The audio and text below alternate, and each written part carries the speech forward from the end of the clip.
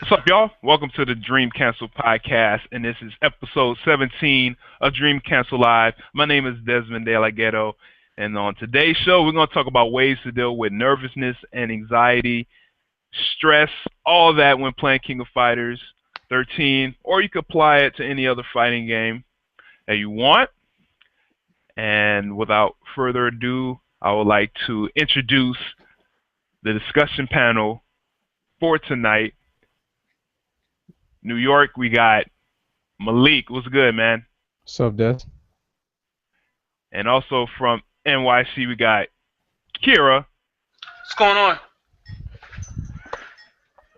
And then from Connecticut, we got Frederick, Freddie, Lazy Fred. What's up, man? What's up, man? From North Carolina, we have Soul Chris. What's up? What's up? Last but not least, got Kings of Colorado, Pedro. What's good, man? Hey, what's up, guys?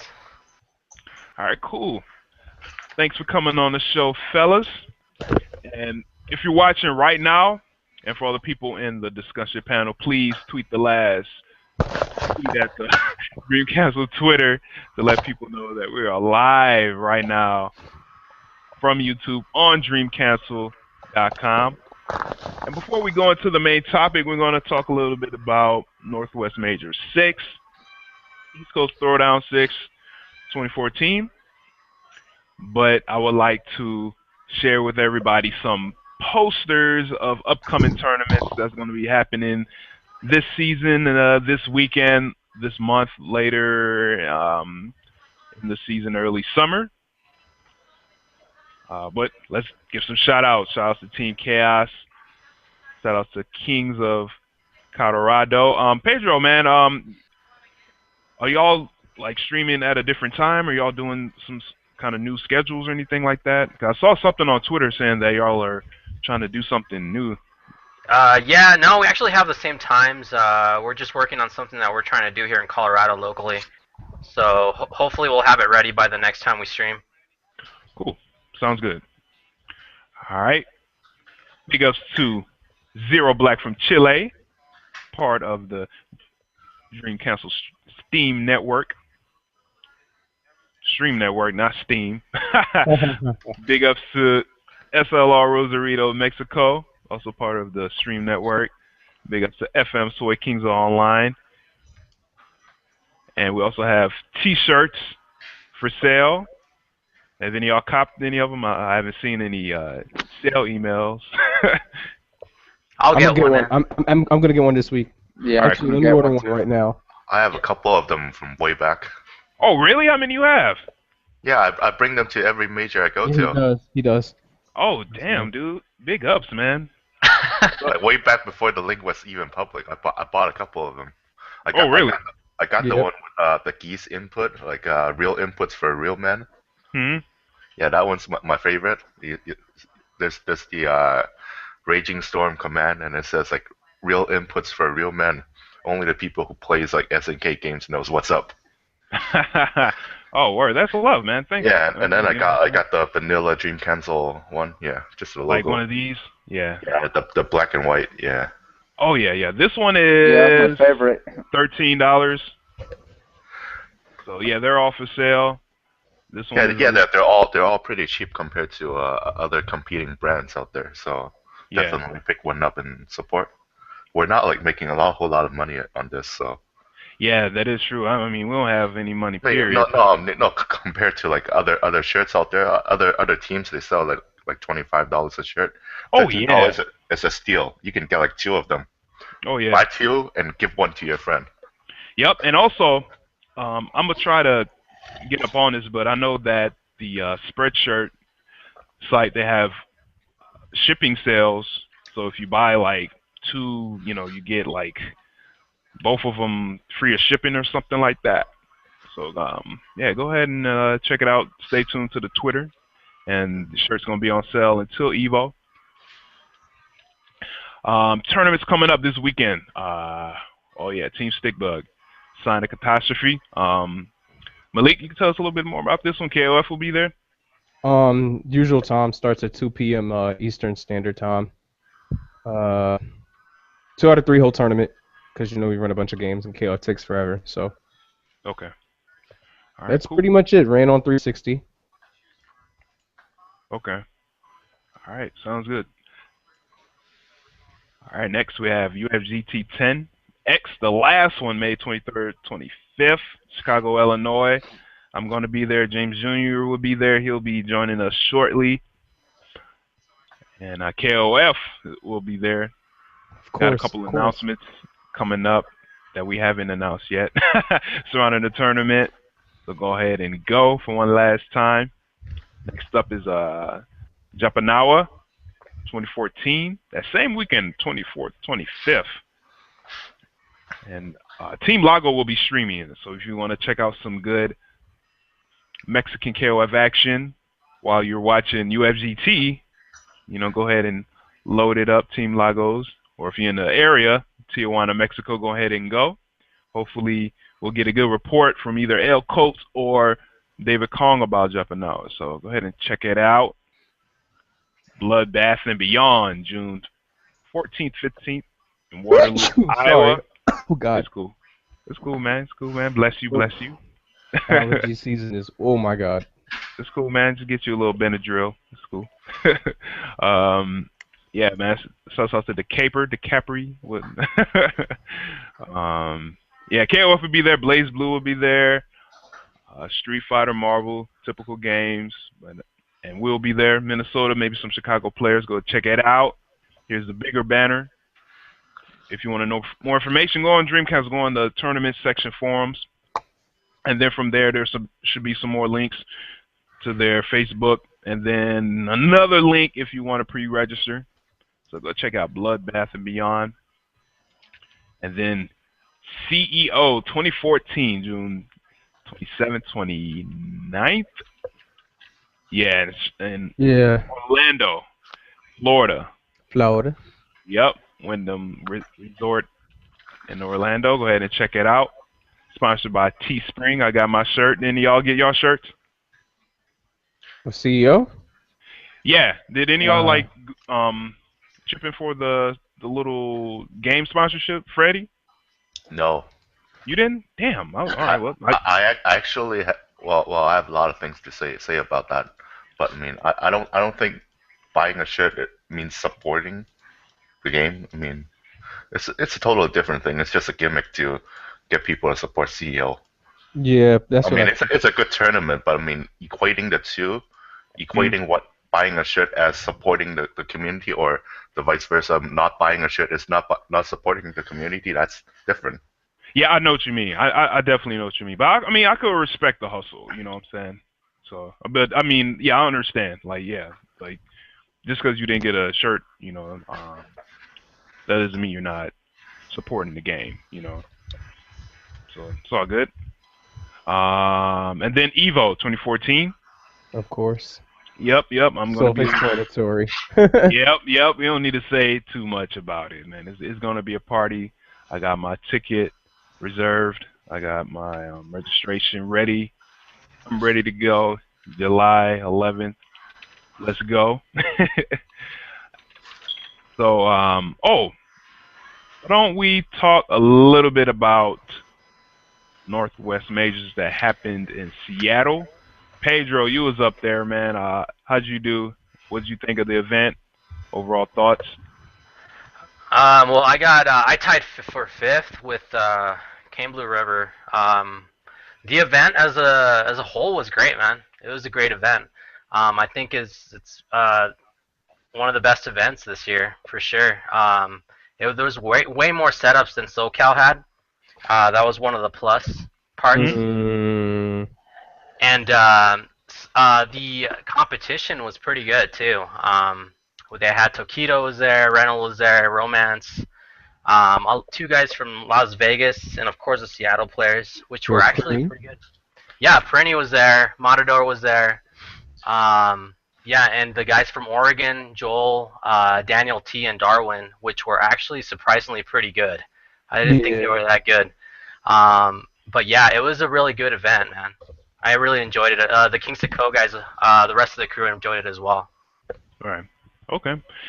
It seemed like it was a lot of good competition, man. I won't say I was surprised. I kind of knew that they were gonna, you know, bring the skill, but I think, I think that was like the KOF tournament of like the year, at least this like quarter. You know what I'm saying? This half of the year. I felt, yeah, like tell you the truth, I felt that this tournament was one of the toughest for sure for this year, so far. And SoCal, comparing it to SoCal, I think my pool was almost as tough as SoCal's pool. Really? Yeah, I played against some pretty good players. I didn't think they were actually going to be that good, so I was actually caught off guard. That's the thing. I mean, like when you go to the different scenes, like you don't think that they're as good, Yeah. but when you actually play them, like wow, it's kind of surprising. Like even though you don't think there's a scene there, there's still players that are very committed to the game and that actually practice the game and know how to play. So it's really surprising. Right. And it's crazy to kind of experience the different styles and textures every Oh yeah, of different course. players have, you know, in different scenes. It's really Yeah. fun. Yeah, it's real enjoyable when you get to play the players there. It's everybody has their own style. Seattle players have their own style. Las Vegas players have their own style. Hmm. Oregon players, oh man, their style is crazy. It's completely different than ours, than how we play the game. So it's very interesting. All Yo, right, cool. Joel is so good. Yeah. Yo, I know. I knew he was fun to watch good, him. but I didn't think he was that good. I'm like, yo, this guy. Now, is a I knew beast. he had a little something, man. I was like, this dude is different. This dude has a different way of thinking about the game, and like his courses of action is just very just like He's out of this world. he's a very old school type of KOF player. Yeah. Yeah, look at his stick. Like, wow. Yeah, the It stick just that says it all. instantly says old school. Yeah, he's very old school. He's like a guy that we have here, Jose. Jose is very old school, and the way that he plays is just based on instinct. He doesn't really like he baits. It's how we call it. It's like hunting the player. That's how you play. Very instinct like. Mhm. So like he's very good at all aspects of the game. He's good at rushing you down. He's good at waiting for you. He's good at spacing. So he has the fundamentals definitely for sure. Right. He's very solid. Yeah, I see him just going in, like just going in with Aori, like going in with Daimon and Robert. Oh yeah, he has those characters that nobody really knows how to like. I mean, hasn't I don't think there's anybody that has it to that type of level with Yeah. Robert. I've never seen anybody play at that level with Robert. Yeah. And that was very surprising. His Claiori on point was very surprising as well. Mhm. I played him several times before the tournament started, and I was still pretty surprised that he did so well at the tournament. Not the fact that he beat me, but the fact that he just he got third place. That's how surprised I was. And he beat Romance. Yeah, he beat Romance. Dude, I was so like, I was hyped, but I was like, damn, you know, like, oh man, it was just crazy. What And I it was pretty convincing too. It was too. Yeah, It went by really quick. It was, yeah. yeah, And all I saw, Romance is 2 times top 8 Evo. yeah, dude, and all I It was- saw was just Joel just like holding forward and just like, you know, pressing buttons at the right time, you know, doing mix ups at the right time, HDs and everything, man. Like it was just crazy. Yeah, he has a very good understanding of the situation of the game. He knows Yeah. he knows when to apply pressure. He knows when to stop. Yeah, he has very good fundamentals, and Yeah. the way that he plays is it's pretty much at his advantage. When you're trying to hop in on him, he's pretty good at anticipating stuff like that. He has very good reaction. Mm. So yeah, it was a great tournament. I really enjoyed playing him a lot. Joel was one of the players that I enjoyed playing. Of course, Reynolds. I didn't play him a lot, but when I played him in tournament, I enjoyed that as well. Right. Yeah. Cool. Speaking of Renault, what do y'all think of the exhibition he had with Tokido? Or It Reynolds? was like Yeah. the best display of high level KOF so far, I think. I mean, I'm not a fan of exhibitions before tournaments, but I mean, I really enjoyed it. It was really enjoyable to watch. Yo, I feel kind of the same way, man. I think you should have like exhibitions first to tens or whatever, maybe after. You know what I'm saying? I was actually we were playing at Romance's where he was staying at. I was playing Romance. I was playing Joel. We actually played each other for like hours before the tournament. Mhm. So it's fun, man. Right. Yeah, Fred, what'd you think of the exhibition? I actually thought about what Socrates told me at the final round. Well, I was playing casuals with Socrates at final round, and I was playing karate, and Socrates was playing Dulon. And then Socrates turned to me and said, "Yo, this is one of the worst matchups in KOF. Dulon versus karate. It's like 8-2 or 7-3, whatever it is." And then at that point, I didn't believe him. But then after playing Socrates for a little bit with karate, and then I understand I can't do anything with karate against Dulon. So when I watched the match, Oh, in Dulon's favor? of course, Yeah. it's 8-2. 8-2. You can't do anything on point. Like without meter, you can't do anything.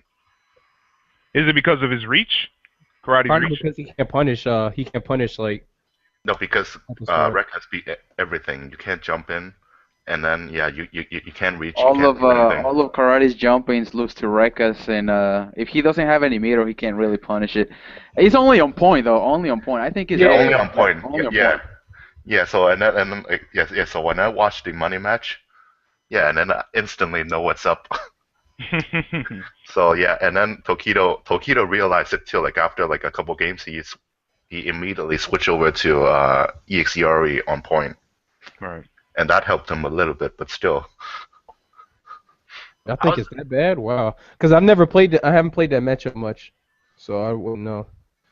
Yeah, at first I was like, no, that doesn't seem that bad. But after playing like a high level Dulon like Chris, and then yeah, it immediately becomes like really bad. And it's funny because against somebody like EXERE, when he jumps in and I try to like Reika anti-air reaction, it always trades, and I'm like, yeah, this is.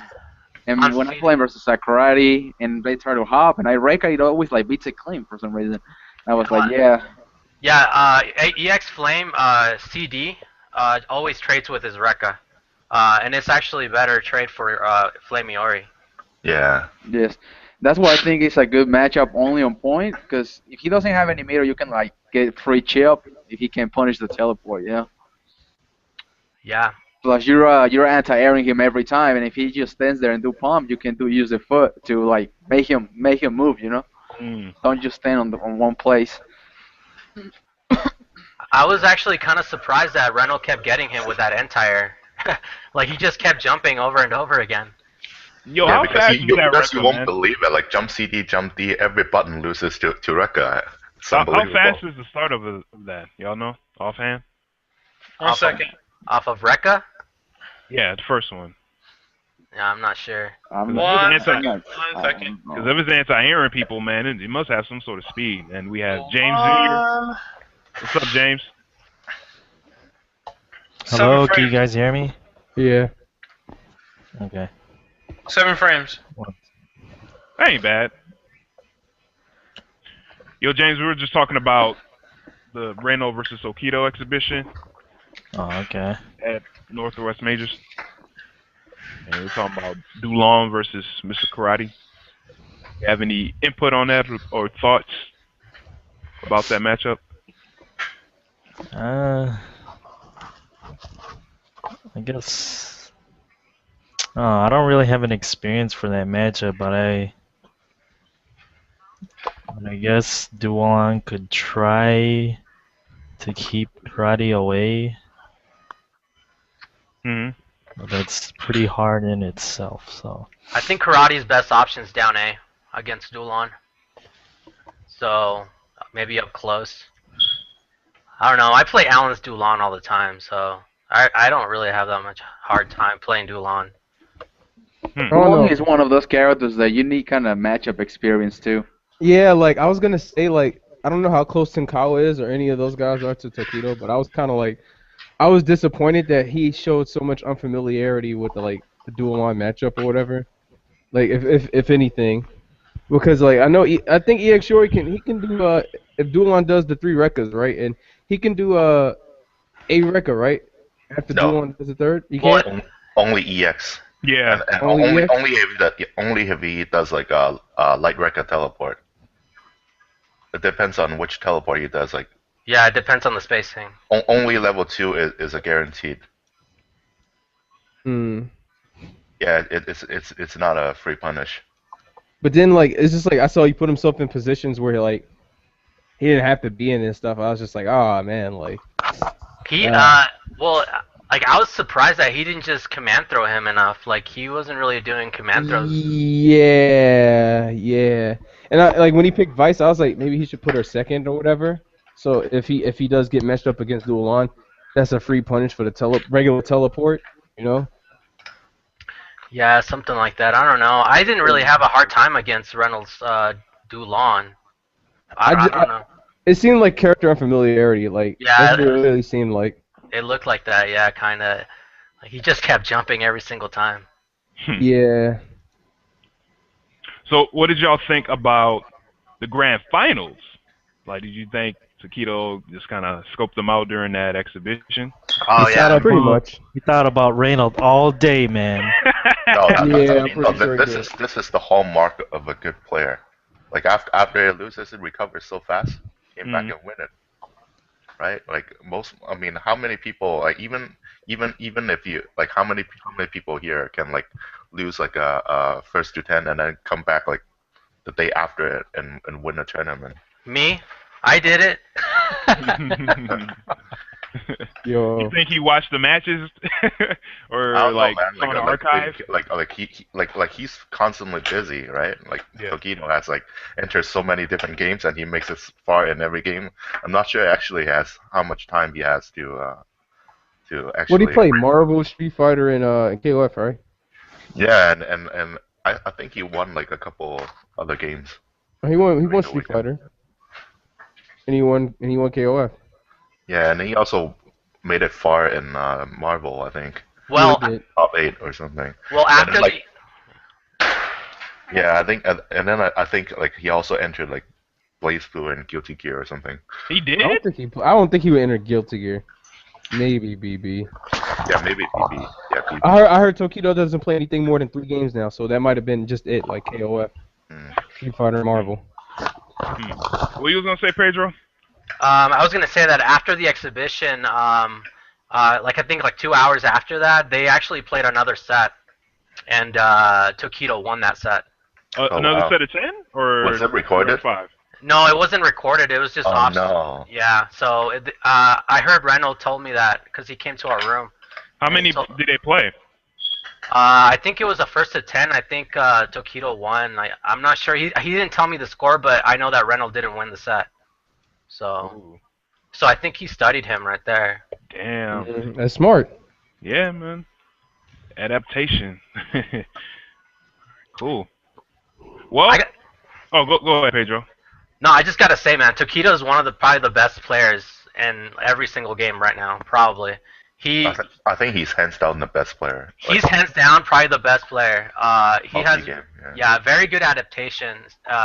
Adaptability is so important in KOF, and he's able to do that like in a heartbeat, and like he's able to apply so much pressure and able to know what reaction to do. He has a lot of good reads as well. He's a very good player.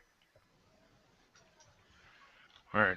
Yeah, I don't doubt that, man. Cause yeah, he's on a roll, dude. At this rate, he's gonna be definitely a favorite for top 8. For Evo, yeah. Yeah. Oh yeah, Yeah, he's top 8 for sure. He already made top 8 You last year. never know, dude. You never know. Cause you could have guys like what's his name come, like Kula or something like that. Kula, to tell you the truth, I don't think Kula's that good. I Cause haven't seen him play lately. Kula right now he loses to Huevo, and I'm pretty sure that he loses to Canibalito too. So right now, I don't think he's that strong.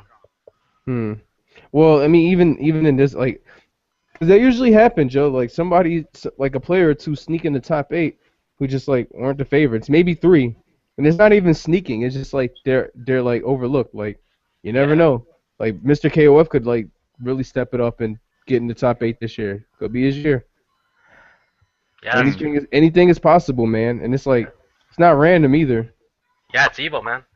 Yeah. Well, why don't we switch gears and talk about Hype Mania tournament? Anybody watch this at all? Anybody check this out or saw any archives? Nah. Koopa won. Mm-hmm. I didn't really see the last match, so Okay. Anyone else checked it out? Kira, Chris? I didn't see it. We were at ECT. Oh, yeah. What about you, James? Did you check this out at all? Hype Nah. Mania? Fred? No, I was at ECT. Okay.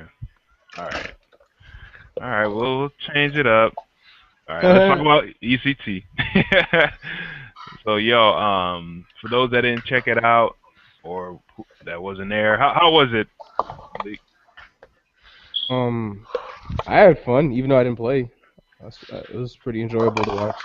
Do a lot of commentary. It's one of the few tournaments that actually start on time. Yeah. So shout outs to that. Mm. We Okay. give thanks Sway for that. Yep. It says start on 2 and actually started on like 2:05 or something. So pretty impressive. Okay. And can someone Kira was tell there us the too. results? Kira was there. Oh yeah, Kira. How was it for you, man? I had a lot of fun. It was enjoyable. Like each tournament I try to get to, I try to improve my abilities, and I feel I did. So Okay. play a lot of good casuals, got a lot of good matches in, took a lot of good analysis, and pretty good. All right, cool, man. What characters did you rock? As always, Benny, Leona, and Elizabeth. Okay. What did you place? It wasn't good, but I won my first match, so Okay. You went like 2 I think. So yeah, something like that. Cool. How many entries was there? it was only 21. So Ain't too bad. Ain't too bad. Who has the results handy? it's there. I made a thread. Oh yeah, that's right. Well, okay, you got it open, I'm about to pull it open right now. and we could talk about some of the players. All F. Hold up. Okay, there we go.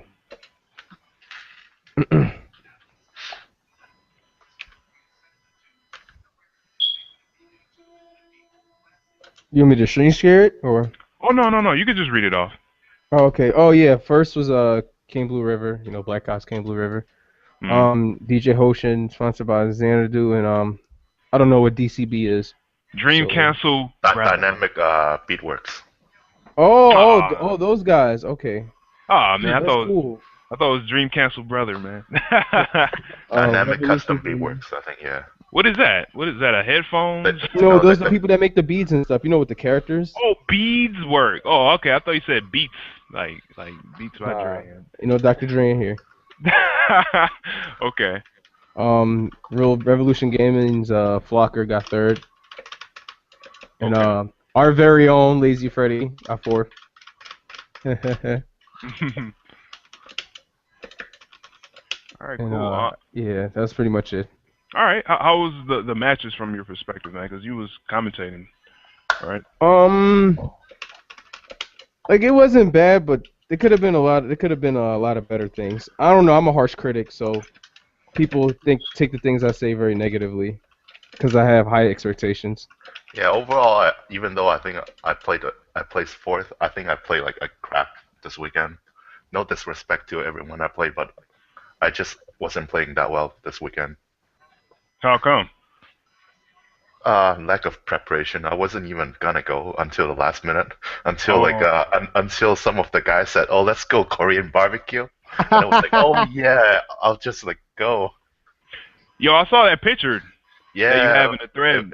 It was pretty good. It looked that was pretty good. pretty much the only reason I went. And then like I was not practicing at all. Yeah. And the night before I didn't sleep. I didn't sleep much before I went there. Yeah. Okay. So lack of preparation and didn't really rest. And yeah, just overall, I wasn't playing that well because I wasn't. Just wasn't really in the right mindset to begin with. Right. I feel you.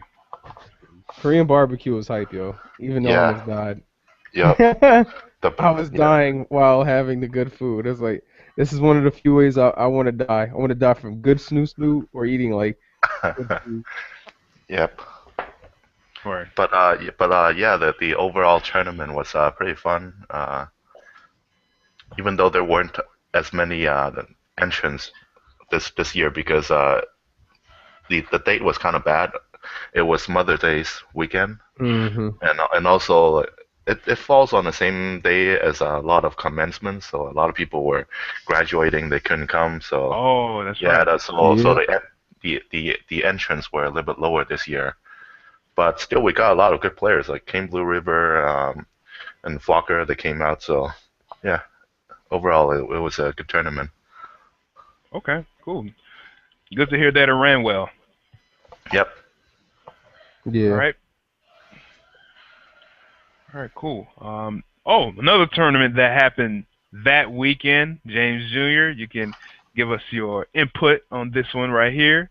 Ignition, Road to Aw, FGT10. man. How was it, man? It was really good, man. I mean, not all of our players showed up, but we still got a good amount for like a big local. How many? 17. Woo! Okay. Yeah, man. Okay. We could have easily had 20, but then other people, like some people were like doing Mother's Day that day because, you know, some mothers have work on Mother's Day. So I'm like, oh, okay, whatever.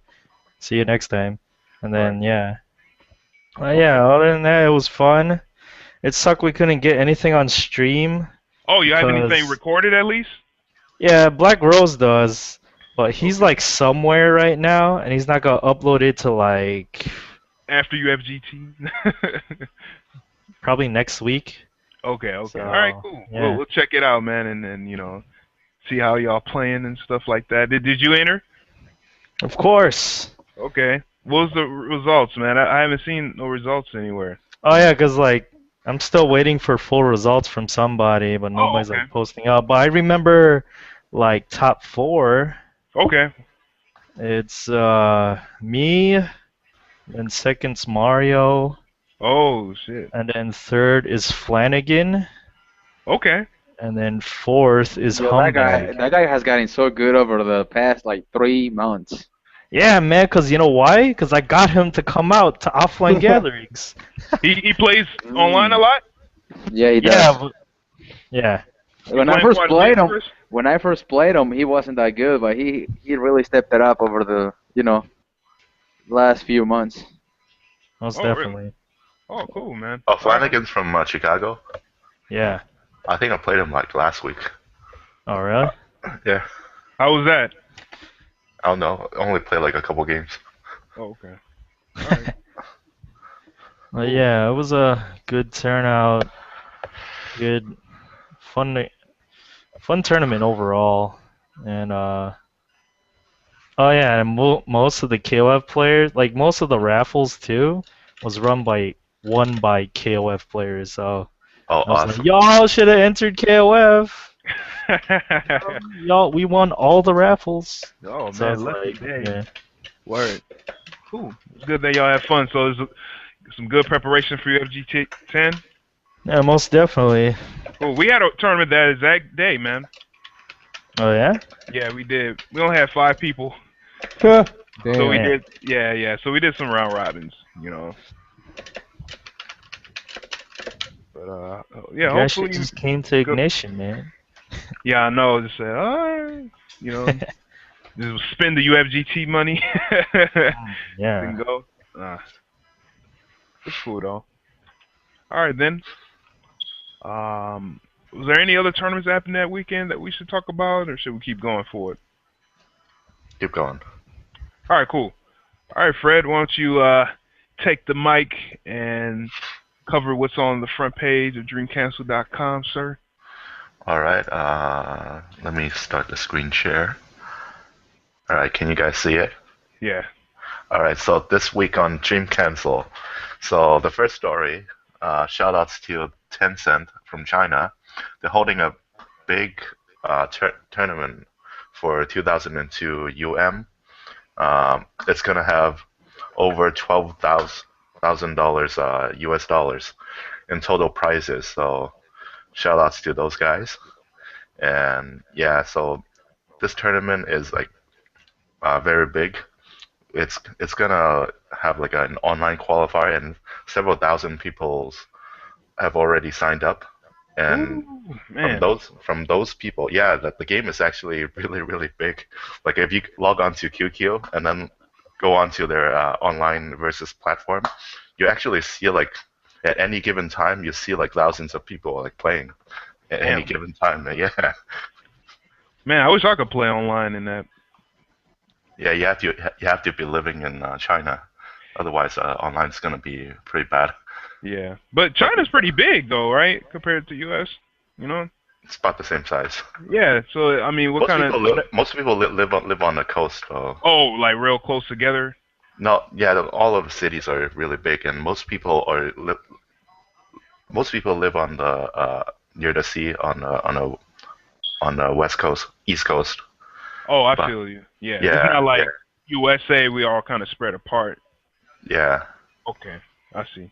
yeah. So like so for this tournament, there's a couple online qualifiers, and from there they're gonna whittle down from several thousand players to four, and those four are gonna be the four Chinese representatives, and the four Chinese representatives are gonna move on to the final day, and then there will be a couple invitation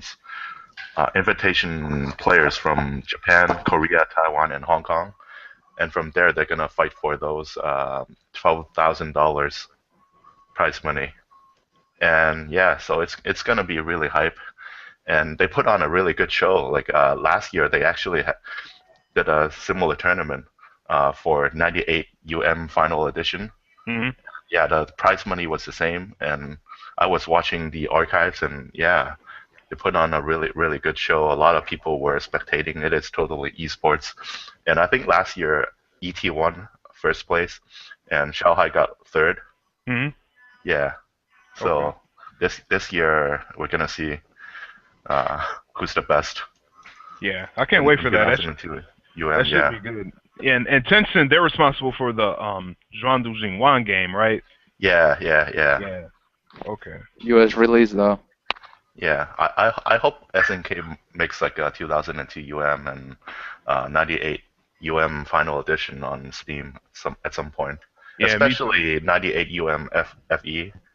Like, there's no console ports for that game Yeah, they changed so a far. fair amount of things in that game too. Yeah, I was watching the archives, and there's a lot of things that I've never seen before. There's like an EX Lumeria, like was like, wow, damn, I Oh, never even know that character was in there. oh yeah. Oh, she always been in there, but yeah, they probably changed. EX Mary. Yeah. There's two versions of Mary in regular 98 UM. Oh, really? Okay, I Mhm. never knew that. Okay. Yeah, there's a couple of different EX characters in that game, like EX Yamazaki, EX King, so forth, Oh, so wow. on. Okay. Yeah. Yeah. Okay. Okay. So moving on to the second story. Shout outs to Juicebox.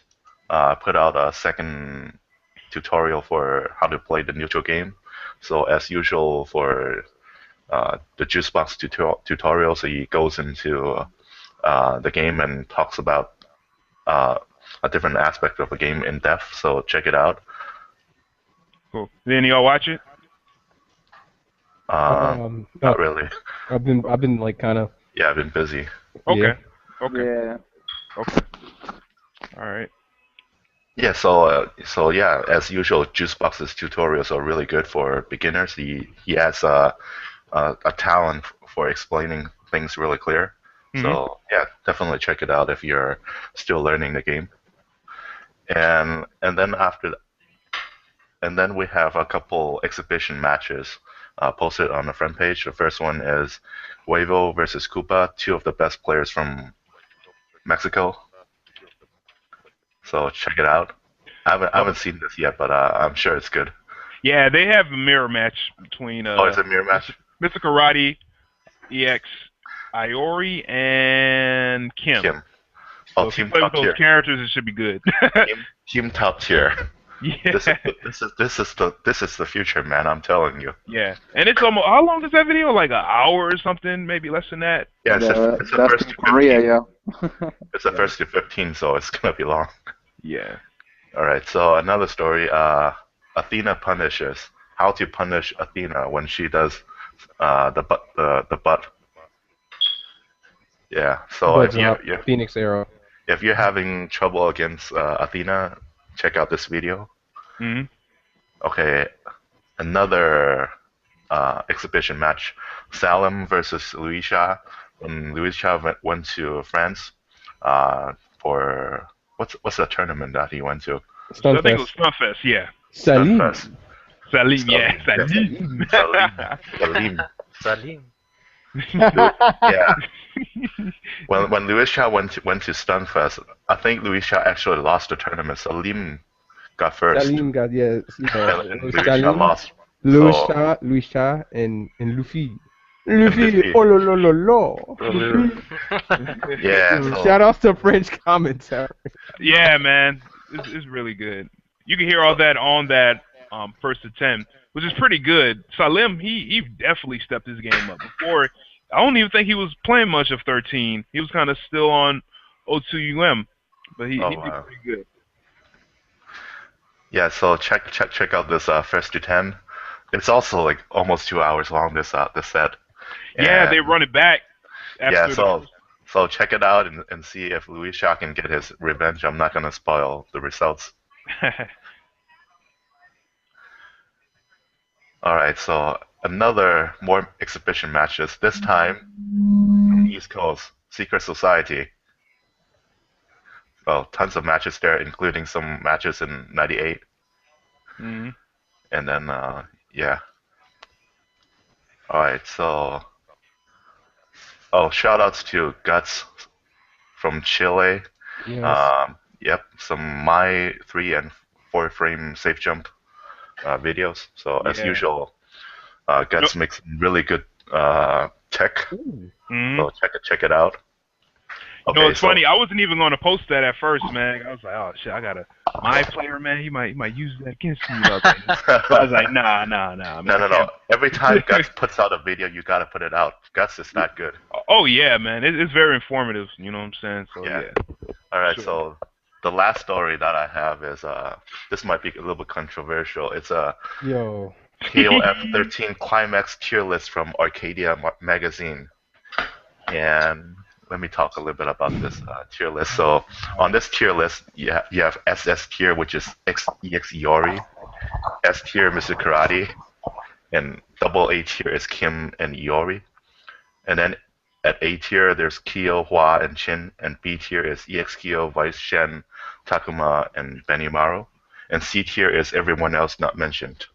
So I think just by looking at this tier list, pretty accurate on the top. Like, look, EX Yori, Karate Kim. I mean, that's the team you have. Top is here, and everyone's playing that team lately. Notice how there's no Yuri though. No Yuri. Yeah, but this is a Japanese tier list. They don't play Yuri. They don't play King. For some reason. Well, no, I don't think she's top tier, but No, but Yuri? like at least B tier, I think. Yuri, son, Yuri. Yeah, I think Yuri is at least B tier. Yuri's a top 5 character. Easily. Outside of EX Yuri and Karate and like Kim. If you don't know how to deal with her, she probably is. No, even when you do, it get worse. Are you kidding me? Get that shit out of here, man. Whatever. The mind games. That dive kick, man. Yo, you get somebody like Bala though, yo, she's top 5 for sure. That character is just good. Like, she has tools. No, I feel you, man. I feel she can definitely be tricky, dude. You know. Like, I don't think people know what her jump beat is. Like, her jump beat is. I don't want to get started with this. Active forever. The hitbox is ridiculous. Hmm. The old normal, man. But anyway, yeah, like no, I don't think it's completely inaccurate, but I disagree with I EX. think they forgot some characters. Other than that, I agree with everything. I don't think Takuma's B tier at all. No, I think he's right up there along with If Fai if Shen, if you Kyo. play with him and he has no damage, he ain't. No, he's like one of the best like comeback characters. I think Ever seen well, like it's just Bala? that It's they're like the Japanese cheapest though, character ever. so they focus more like they're more like technical players. So I could see why they would say EX Shori is the best in their eyes because I guess they're more prone to doing like the empty cancels, like Yeah. making practicality of it more. So Yeah. I could see that. And then but Claw better than Hua, Claw better than Chin, Claw Yuri better than EX Kyo. Come on, Claw better than Yuri. Yeah, right. Put those two starting on battery. Yuri will maul Claw. Come on, man. Her jump B will stuff his DP or any of his jump airs. He won't be able to do them. I know this because I played this matchup and I've seen it. Come on, man. It sounds like you're reliving a nightmare. I'm not reliving a nightmare. Facts are facts, though, homie. But that's our area. Maybe they don't play Yuri for some reason. They don't like the Yeah, cheat, so. I think Japan doesn't really play Yuri that much. They don't think she's cheap. Yuri, Maybe they're just Yuri like, King. maybe they're just like, no, this chick is too small. Like we don't like these little girls with this thick ass. Come on, son. She's clothes get stripped anyway.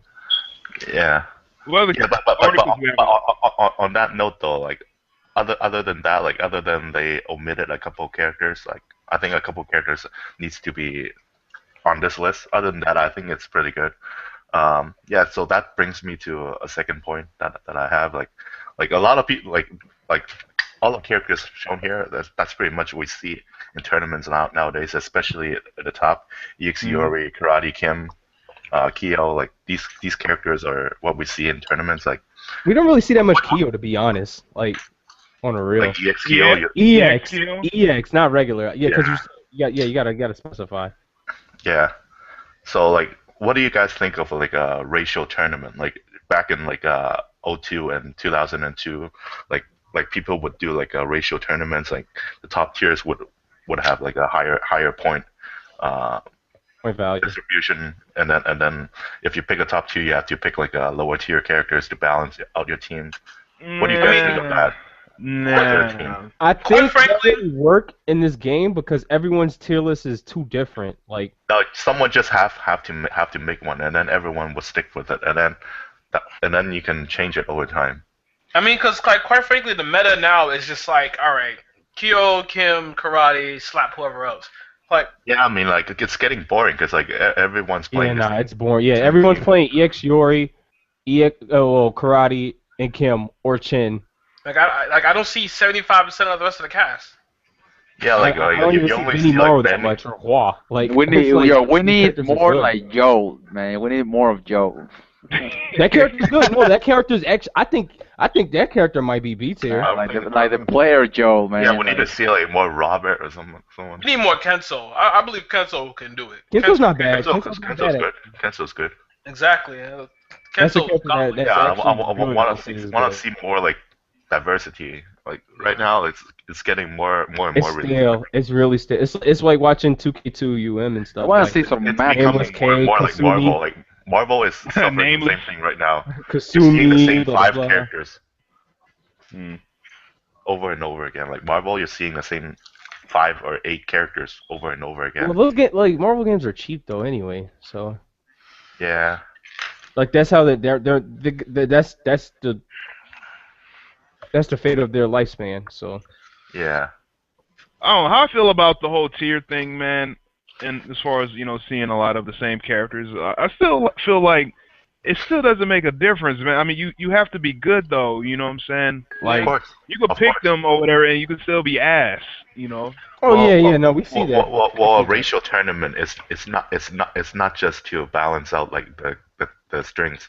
It's also to promote diversity. Like Yeah, because like people. a lot of times like the racial list, it's not only based on the strengths but also based on character popularity. Like yeah, they that's how like a lot in the past like a lot of those lists, like they construct it that way. Like they put the more popular characters in the higher points. Hmm. Yeah, so just to give it a little bit more diversity. Right. Well, I mean, I think for like a fancy side tournament, it would be good, and it would also be a good thing for like your local scenes. Like maybe you will never have a lot of matchups against like some of the cast, but once you run like a fancy racial tournament on the side, maybe people will pick up like one or two side characters, and then your little scene, your own local scene, might get like a little bit more character exposure. I think Yeah, but that that's a good depends thing. on what characters people in your local scene play with. You know what I'm saying? Because there's some people in some local scenes that they don't have any Kims or any karates or anything like that, which may be rare. You know what I'm saying? Well, They're if you doing do it like all. a racial tournament, they're gonna pick like a top one, balance it out. Hmm. They don't have to, but they probably will. Okay, I don't know. I just think the whole racial It's just my thing thought. is like, Just a thought. yeah. Okay. All right. All Let's keep going. Oh, is that it? That's it. Yeah, Alright. let's not get any more into that. Yeah. We won't start throwing chairs. Like, no, man, fuck. Word. Let me see. I wanted. If you want to play EX Yori Karate and Kim, be my guest. I'm not stopping you. I'm just saying that on the side, maybe it's a fun. It would be fun to like run a racial tournament and play some of the other characters. You know. Right. Just a thought. Right. Okay. Real quick, I wanted to get y'all's opinion on the chat wing chat box. Let me put it on the main screen really quick. Can y'all see that? Is that? Can y'all see it? I don't see anything. No, not see nothing. All right, hold on 1 second.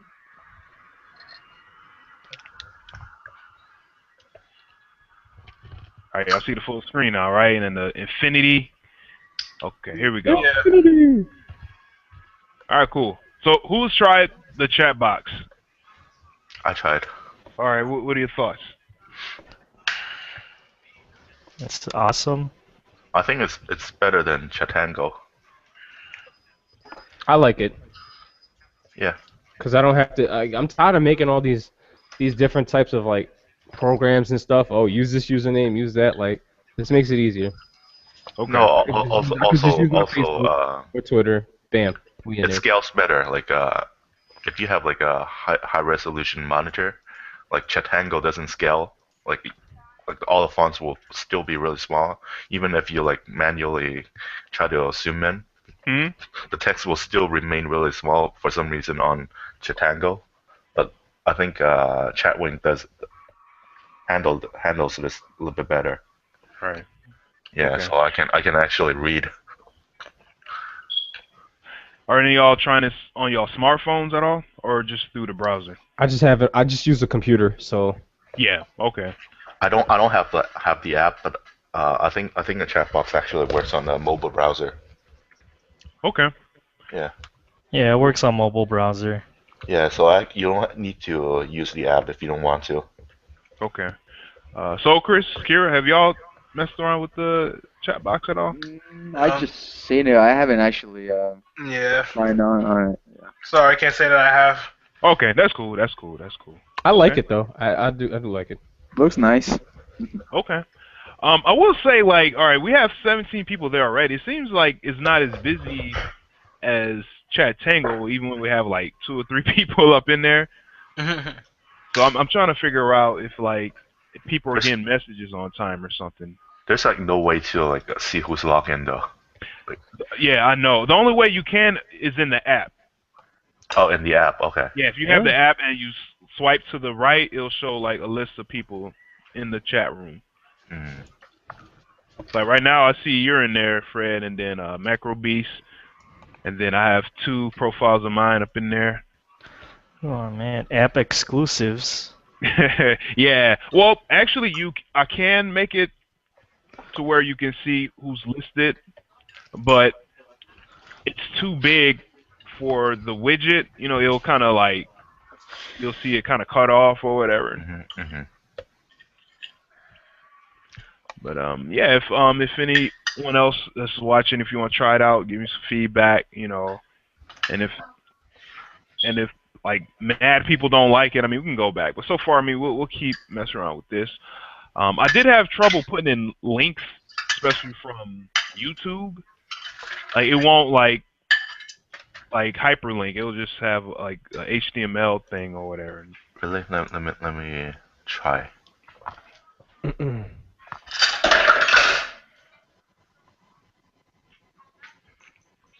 And another thing is that I don't know if it's something to do with my internet on my phone, but I don't get messages like in real time. I think only in the on You get the it from the browser. past? Say what? Sometimes I don't get them. You getting it from the past? It just won't like it won't show up on the phone on the app. So if I check the browser on my computer, I'll see all the messages. I'm like, oh. The same thing happens to me, but on Twitter. My when I be on Twitter on my PC, it doesn't update. Like my my feed, it doesn't update, but on my phone it does. Yeah, maybe I need to set something in my settings to make things sync up at the right time or something. I don't know.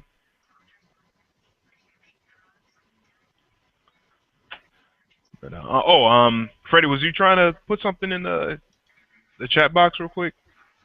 Yeah, I'm gonna try real quick. Okay. Like I'll even put the URL here, like if y'all can see that. Oh yeah, it doesn't work. Oh Yeah, wait, see? no, it worked, right? Oh, yours worked. Yeah. Okay.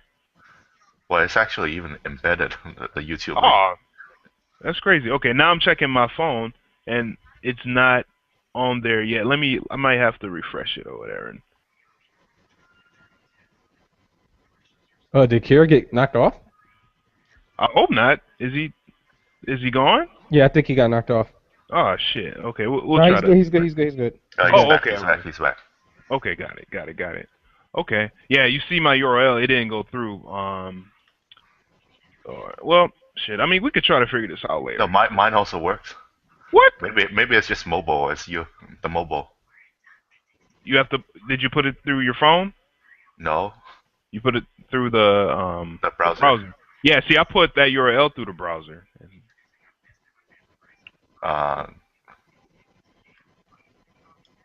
Oh, I think I probably know why. Well, maybe because I'm using a guest account. Like you see, my name is a guest, so maybe they don't allow. Oh, that's Google. That's a Google login. I'm using Twitter. No, I see that, but mine's in guest. Guest? Yeah, G for guest. Yeah, if it was Google, I would use a different name. All right. Well, you know what? We could try this later, but I just want to get the general feedback from this. All right, cool. What's up, Kira? You're back, man. All right, it just blew up. I don't know. Yeah, it might be Verizon because they're kind of bugging on my end too. Okay. Well, all right. Wow. Let's get into this. Let's get into this main topic, y'all, real quick. Nervousness, anxiety, stress. When you're playing KOF, or even before you play, this can apply to any fighting game. And I just want to let everybody know that's listening that we're not therapists, we're not psychologists, we're not psychiatrists. We're just players, and we're just gonna give our honest opinions and share some stories and maybe some tips that you can apply to your game or different situations to help you concentrate better and focus better and not be so jittery when you play. Just let everybody know that. So, first of all, is there a difference between anxiety and nervousness to any of y'all? Like a difference? Yeah, there's a difference. Mm-hmm. I believe anxiety is a bit more severe than nervousness. Okay. I can agree with that. Okay. Anxiety, I don't think you'd even be able to perform at all. Agreed. Okay. All right. Any thoughts about that? Differences between the two? Um, I don't know. Like I feel like when I'm anxious to play someone or whatever, like as opposed to when you're playing nervous, you play.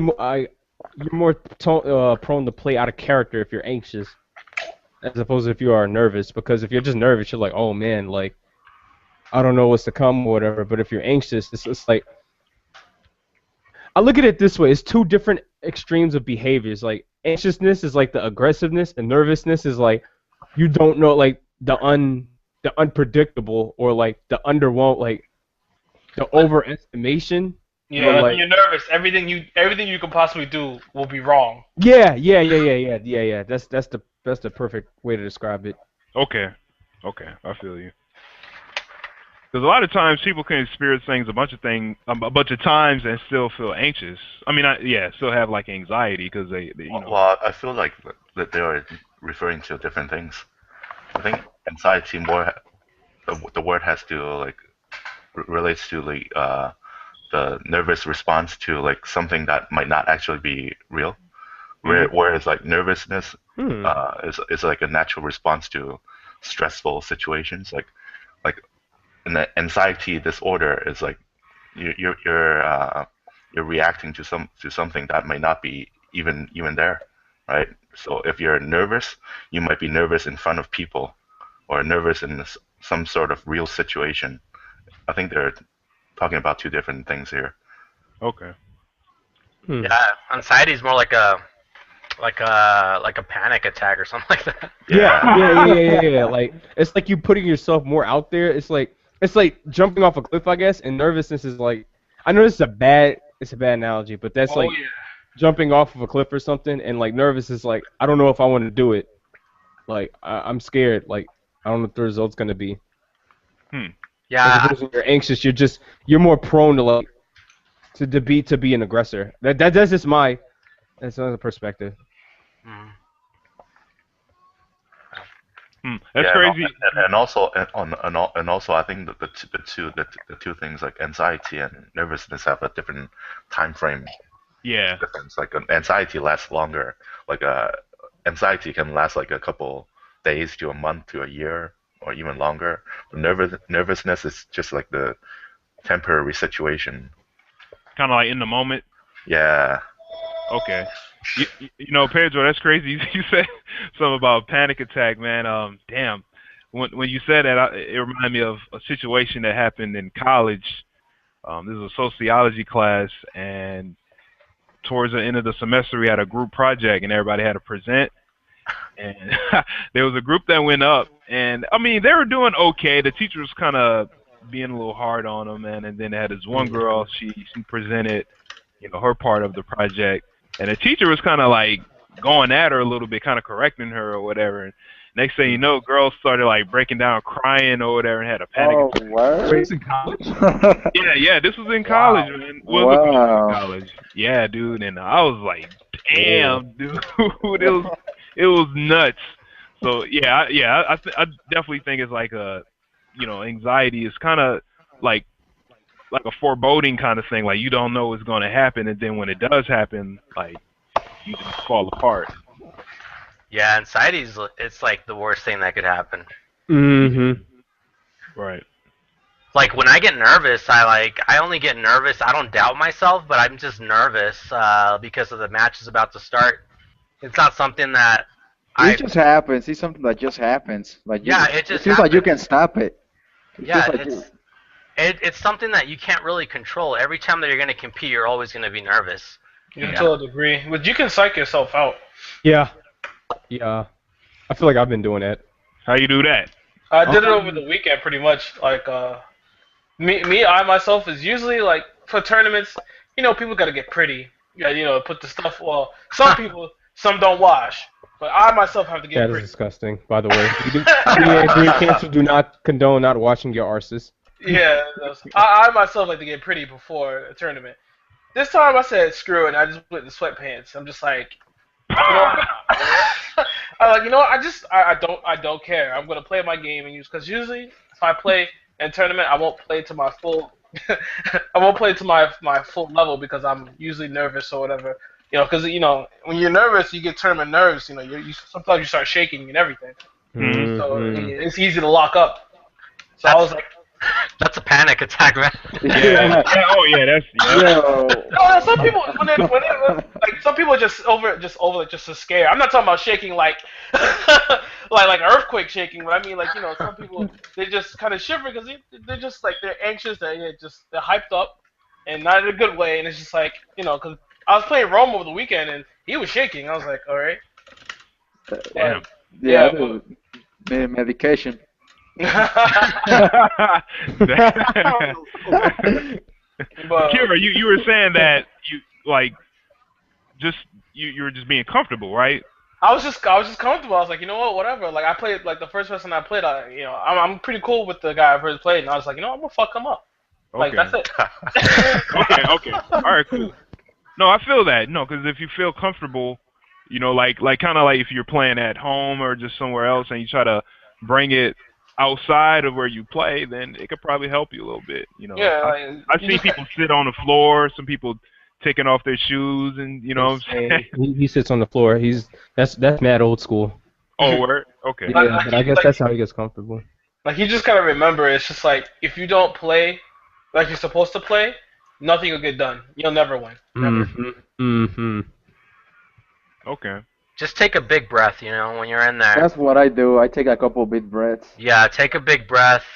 Make sure that your heartbeat's steady, and when you're about to start, just go for it. Don't doubt yourself. Right. Man, like I still remember, like I guess this ties into this topic. I remember when I was on top 8 or whatever for Apex, and I had to play on the stage, and it was me like my match was up first. It was me versus Meanest Rage. Shout out to Meanest Rage and KPB. Like I was just so nervous, and I had my bottle of water, and like Karen and them, they always make fun of me for this, and they'll bring it up like the monster guzzler. the monster guzzler, and like like I was so nervous like during the match and stuff, like I was getting way more intense into like the button presses, anti-airs, and everything, because I was just like, man, I'm on the stage, like like I didn't get that much sleep, like I just want to get this over with. That's kind of how I felt, and I was just like, I just want to beat this guy, move on to the next match, because I've just people I want to beat. It's like whatever, but I was so I was so anxious actually. That wasn't nerves, that was anxiousness, because all the Smash players and relate to me, like, and I was just like, man, like they're a bunch of college kids and stuff like that. What am I nervous about, or what am I so tensed about? Like you should have seen it, man. Like I had to actually hold my chest, like because my adrenaline was running so fast. I had to think to myself, man, I have to get control of this, because like I will lose because of me not getting outplayed, but I'll lose to a factor that's not relevant to the actual playing. So I just sat there at the character screen select for a bit, drink my water or whatever, and like I did the infamous monster guzzle. You might be able to see that. You might be able to see that on Jaxel's channel, because the matches are still there. But like I just did that, held my chest for a while, looked at character select, because I didn't think I would be so anxious, and I didn't think I'd get that much of an adrenaline rush, but I just did. And so I took about 30 seconds at least. It was at least 30 seconds to take a breather. Right. And, compose myself. Meanest Rage was nervous too. Like I saw his hands like shaking up and down, like physically on the stick. Like you couldn't hear it, but I took a glance at him. I was like, wow, like it's not just me. Damn. And it's crazy because I played Street Fighter and stuff before or whatever, but whenever I had to when I used to have to get on the stage and play in front of people, I would get nervous. But then I got like a breaking point or reaching point. It's just like it doesn't matter if I get embarrassed or whatever on stream. Like man, like the best in the world have gotten embarrassed on stream. Who am I? I shouldn't think I'm that good or whatever. Like I'm just gonna play my game, and that's when I started playing better. I felt. Yeah, I think that's where a lot of like nervous feelings come from. It's just thoughts of what other people may think, and trying to align your own ego with what people may think of you and stuff like that. Yeah. But it's the internet. Like everything's a digital age, so you're gonna be made fun of even if you're a hero. So it doesn't matter. Yeah, that's true.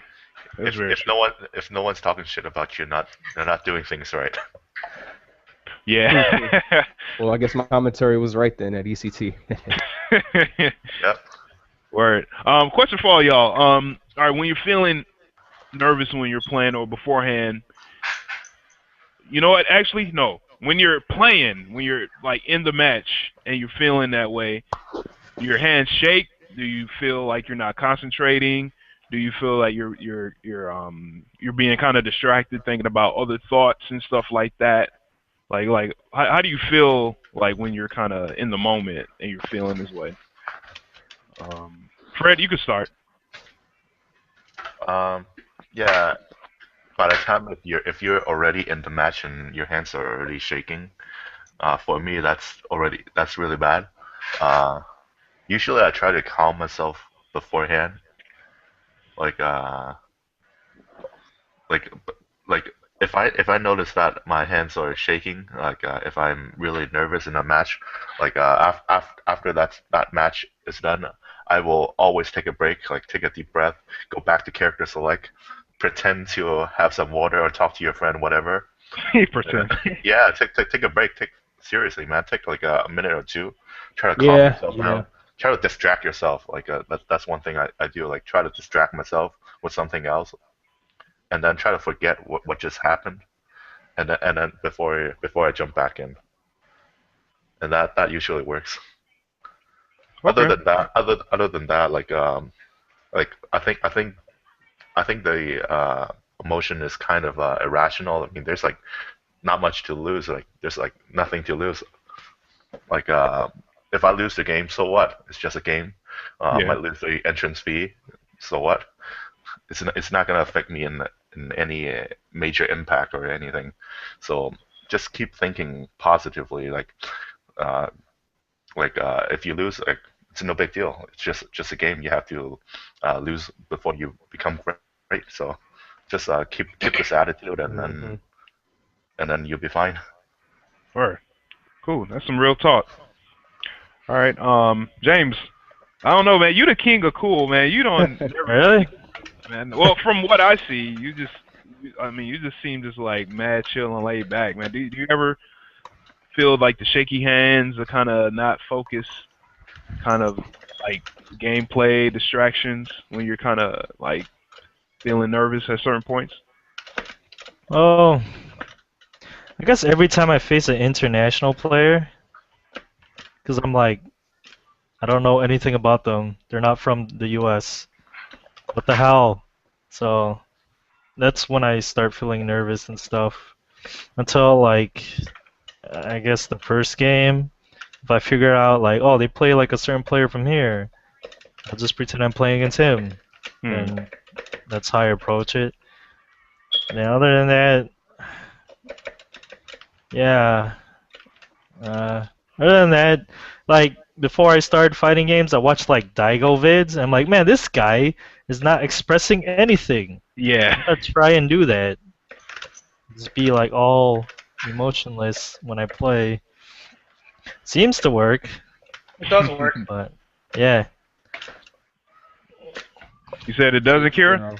No, it does work. Like I Oh, myself, okay. yeah, I myself have to say like emotionless or like because like I had to say like this time at the ECT or whatever, I finally reached the level of complete zen when I'm playing. I'm usually just completely calm now. Like usually I used to be not angry, but I used to get upset. Now I'm just completely zen. And like when I'm like usually when I'm playing, like I'll usually if I can't like if I get beat, I'll go back to card select screen. It's like let me sit here and think about it, and I'll run the match over in my mind again for a second or two, and so sometimes I have to psych my opponent out, and I'll sit there and change my songs, and then I'll just start bumping my head like I just don't give a shit about the match at all, and that sometimes like to piss off people also. You got the mind games. It worked in Battle Royale when I played this one guy. Like I looked at him for a second, and I know he saw me in his peripheral. Then I just started bumping my head, like just really, just like really, just it was really obnoxious. And then he just kept jumping, and I just kept DPing him. And then as he kept getting DPing, I just kept bumping my head. So it works that way too. That's interesting. Yeah. I never do things like that. I don't know. Like, I guess because I'm a straightforward person, I'm just like, I just take it as like as is or whatever. Like whatever I'm feeling is Mhm. how like if I like I guess I'm also infamous for like getting hype or whatever sometimes too, or like I'll really get into it. Oh Like yeah. Liston does that the most though. Like Liston, like when he does an anti-air, it looks like he's gonna jump out of his seat or something. His face stays. It looks like he's pissed all the time when he's playing. He's so mad. Like. Yeah. I'm just like, yo, is he playing the game or is he trying to take one of us out? Like, I don't even know. But yeah, like he'll do that, and it's just interesting to watch people like how they give vibes off of people. Like me, I just try to play the match, and I guess because I'm more of a I don't know, like not a technical player or nothing like that, but more of like a I guess like the traditional warrior, like, hey, did you mean to do that in this scenario or something like that? And it's not that I'm not focused on the situation, but my thirst for knowledge is always like it's always so great. So I'll tend to ask those things, and people they'll either get thrown off and be like, huh, what? Be like, yeah, or blah blah blah, or they just won't answer Right. because they'll be so into it and they'll just be so tense. And I'm like, man, they're so tense. Like, it's like I just want to play my best game. Like, whatever. Like, it doesn't stress me anymore. Right. All right. Cool. Pedro, what about you, man? Do you get the shaking hands, or do you get more of like brain fog or something, or loss of concentration when you're feeling kind of nervous when you're playing? At the beginning, I'm nervous, but like usually after the first couple of minutes after I'm playing, I'm completely fine. Okay. My hands never shake. Yeah. So yeah, I'm thinking all the time that I'm in there. So Yeah. I really don't have any issues when it comes to like nervousness like that or like panic attacks or stuff like that. Okay. Yeah. All right. Cool. What about you, so Chris? I mean, it's kind of the same. I get the sweaty hands. My hands start sweating a lot. Or Um, I take a couple of breathers. It's funny because I always get more nervous going through pools than going on top eight or whatever. That yo, makes that's sense. weird. Cause you could get randomed out, yo. No, Like, no, 'cause yeah. Like the good players. I was at a final round, right? And I played my very first match, and this dude didn't even shake my hand or nothing. Like he looked pissed off. You ready to go? He beat me Damn. the first match, and like he was feeling himself. I'm like, damn, I really don't want to lose to this guy. And I was like, damn, please don't let me lose to this guy. And I Wait, managed. did though. you stick out your hand and then he refused to shake? Yeah, after I won, he like refused to shake the hands. Like he just walked off. I was like, Damn. Damn. So. Who was No, but that? I feel you though, I man. don't know his Like, name. cause then, And you come back to him like, I won the fucking tournament. but yo, Chris, I feel you, man. Cause like in pools, yeah, like you get random out. Anything could happen in pools. But when you get to top 8, you kind of it's like you already made it. You Or know what I'm saying? top anything, whatever it is for that Yes. tournament. Yeah. You just all right. I made Or it. at least to a Like, point where it's just like all the players remaining are names you've heard of at least twice. Yeah.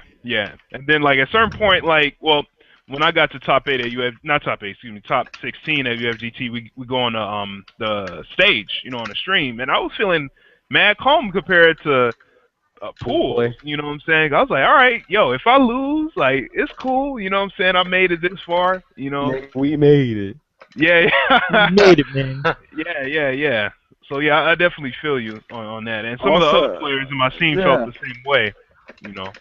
Also, try not to let the, I guess, top player aura get to you. Like, if you play a really good player, don't give them credit. Like, don't don't treat them like. I mean, don't think about like, oh, they're god like that much, because that's gonna get to you. Because Dude, when I was playing Rome Ryan Hart, does I that. try not to do it, man. But I know he doesn't play KOF that much. But he's Ryan Hart, It's like, this guy is gonna be. Oh, god. dude. Ryan Hart, I man. remember that match. I got, yeah. Holy shit, you got thrown all the time. Yeah, it's stuff that you don't think about, but it just happens. Okay. I Alright, think cool. for me I think top eight's actually more nerve wracking. Once you make it to top 8, I think that's more nerve wracking to me for some reason. I don't know. No, The opposite. I guess think- because everybody's just better. I think Yeah, like, Yeah, because the skill level you can tell is it's different. So They're at least your skill level, at least. Yeah, and it's We're more of supposed to be. a yeah, supposed to. Hey man.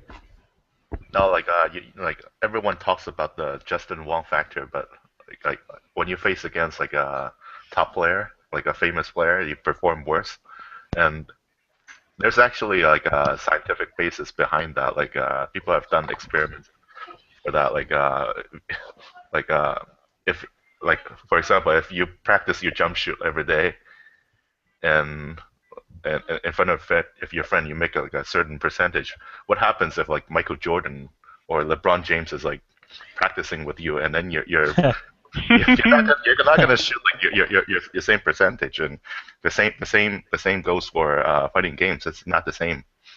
Yeah, And that's true. Yeah.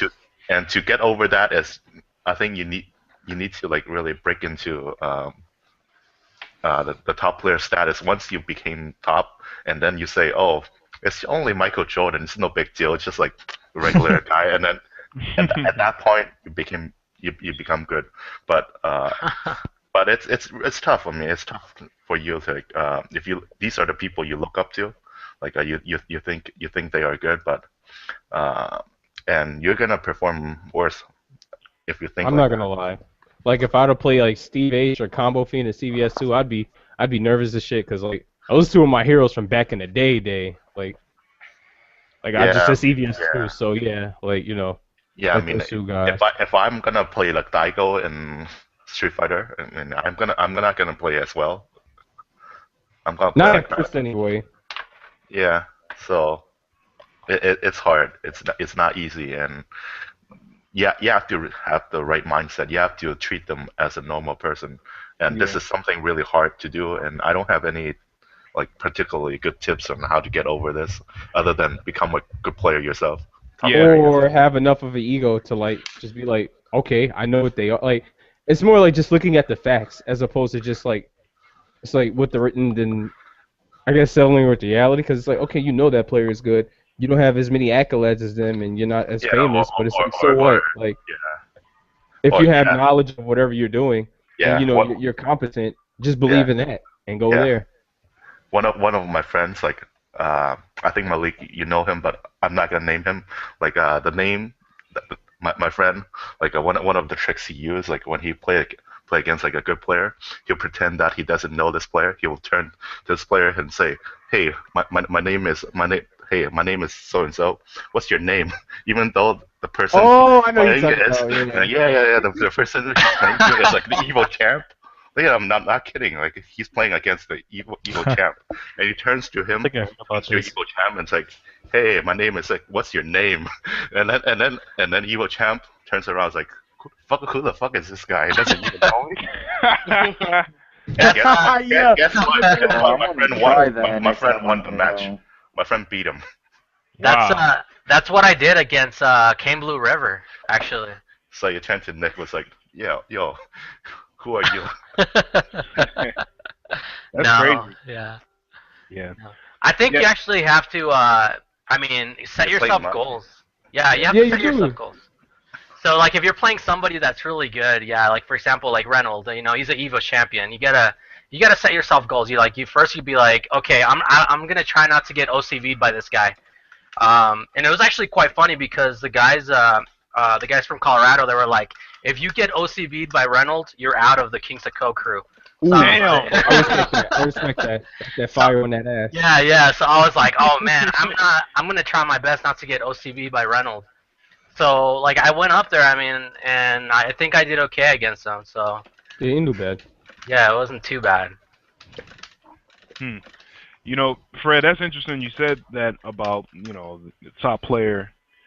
You know, because I think it's mainly about value, man. Like if you value a certain Mhm. person, you placing value on this person, you putting them on a pedestal, then it feels that you're kind of like inadequate, or you have to like make up for something that you don't have that they have.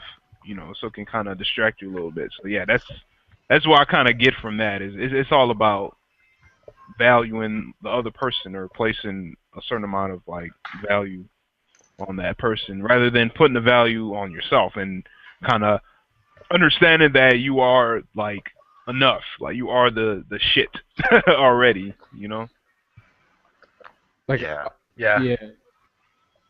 If Go you ahead, go Freddie. up, Sorry. yeah. Yeah, go ahead. Not all at once.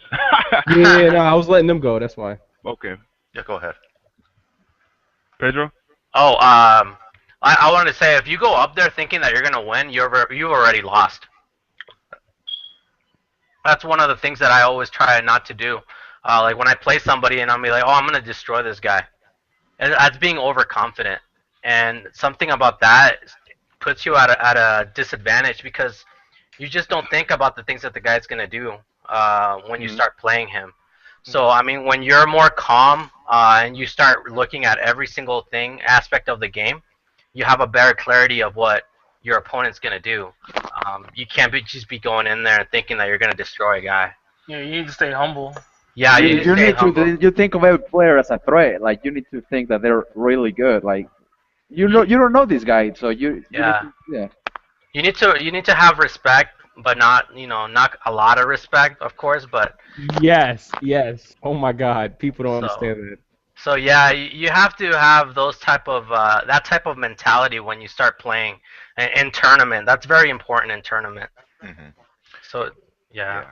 Cause what's the goal of a tournament? To win. Oh, that's I to mean, win. that's my goal. Wanna Yeah, play my best. you want to win. Yeah. I agree with Pedro. I think there's a lot of things we can learn from sports psychology. Like if you look at a lot of top athletes, like the way that they play their mentality is not to have a winning mindset, but rather they focus on one point, getting 1 point at a time, rather than focusing the whole match. Like they would Hmm. focus on getting 1 point at a time, no matter what the situation is, and no matter how much of a lead or how much of a deficit they have, they focus on making like winning 1 point at a time, and that's how they win. That's how they became top because they focus on what's present rather than like what might happen in the future. If you know what I mean. Mm-hmm. No, I think that's true. I think that's kind of accurate too. Cause Yeah, like like so instead if, of overwhelming yourself, just yeah. handle So the crisis at hand. instead of like going up there saying think that I'm gonna wreck this guy. Instead, you should think about like what you should do at this present moment, and then get like one hit in rather than like, oh, I'm gonna get there and I'm gonna just rush him down. Like rather, you should think about like at this certain moment, what is your best option, and what you should do. Like get one hit at a time. Yeah. Yeah. Just kind of break things down like case by Hmm. case. Okay. That's pretty good advice. Adaptability. Mm-hmm. Because this game is harsh, yo. Like and you could lose a round in a flash, and just like you could lose a round in 2-3 mix-ups. Like what the fuck Yeah, happened? that's why like every single decision is important. All right. Okay. All right. Let's break things down a little further. Do any all feel any kind of like nervousness at certain parts of the game? Like if you're playing a match, like, or is there certain reasons where you kind of feel a little bit less calm than others? If you're not comfortable with the matchup, I mean, Mm-hmm. Yeah, You're that's not one. comfortable. It's gonna be hard to settle down. But for me, once it gets settled, that really trying time of just that it's last match, last round, both of you have 10 HP. That's when things like that's when I start to zero in. Shit gets real. That's the best way to just yo shit gets real. It you gets real. have Senchu going everywhere though. That's where all like the best things actually happen. It's like, how did he react to that? Reacted in Yeah. like milliseconds. Yeah, I feel the same way, man. Like, yeah, the last round of the match, full bars, Kim, whoever, whoever could kill you, like at least scrape off 80%. That's when the nerves kind of get to me a little bit. So it's like, yo, if I get hit with one little like Krause B, I could die, like, or potentially die. He could drop the combo if I pray hard enough or something, or if he's feeling nervous. But it's like, yo, that one little hit, I could lose. You know what I'm saying? And it's on myself as well. It's like, all right, I have to land one hit or something, or Yo, I'm sorry. then I can like do the same thing to him. So it's kind of like a crazy balance or something like that, or whatever. It's like I could either do it or he do it. You know what I'm saying? It's crunch time for either of us. You know what I'm saying? And then when you get the HD, it's like, okay, I'm gonna land this. I'm not gonna drop it. You know what I'm saying? And then I'll win. Or if I drop it, I might lose. You know what I'm saying? Do any of y'all feel the same way? Yeah, actually, I felt that when I was playing Joel in the top 8. His Daimon is super scary. I need to. Is that on YouTube? I need to watch that because I missed it. I got home and it was like grand It final. got up yesterday. Nice. I just watched the matches today. Yeah, like if he has 3 bars Neomax, man, it's really scary. And I don't have a lot of experience against Daimon Goro players, so No one plays him. yeah, nobody plays him. So And Robert. And Robert. and Oh, Robert, yeah, and Claw. I mean, really, to be honest, yeah. So yeah, I actually felt like that. I felt very nervous playing his Daimon Anchor. So I know what you mean there, Desmond. Okay. What about during like corner pressure? Do y'all feel calm, less calm? Or... Well, if I'm playing like a Shenny, he has like 4 bars and HD, I get nervous in the corner. 'Cause, I mean, all it takes like 1 light kick. Yep. But if I'm mid-screen, I should be fine. Well, if I'm playing Chen or Benny, I'm not scared. As you shouldn't. Come over here. You shouldn't.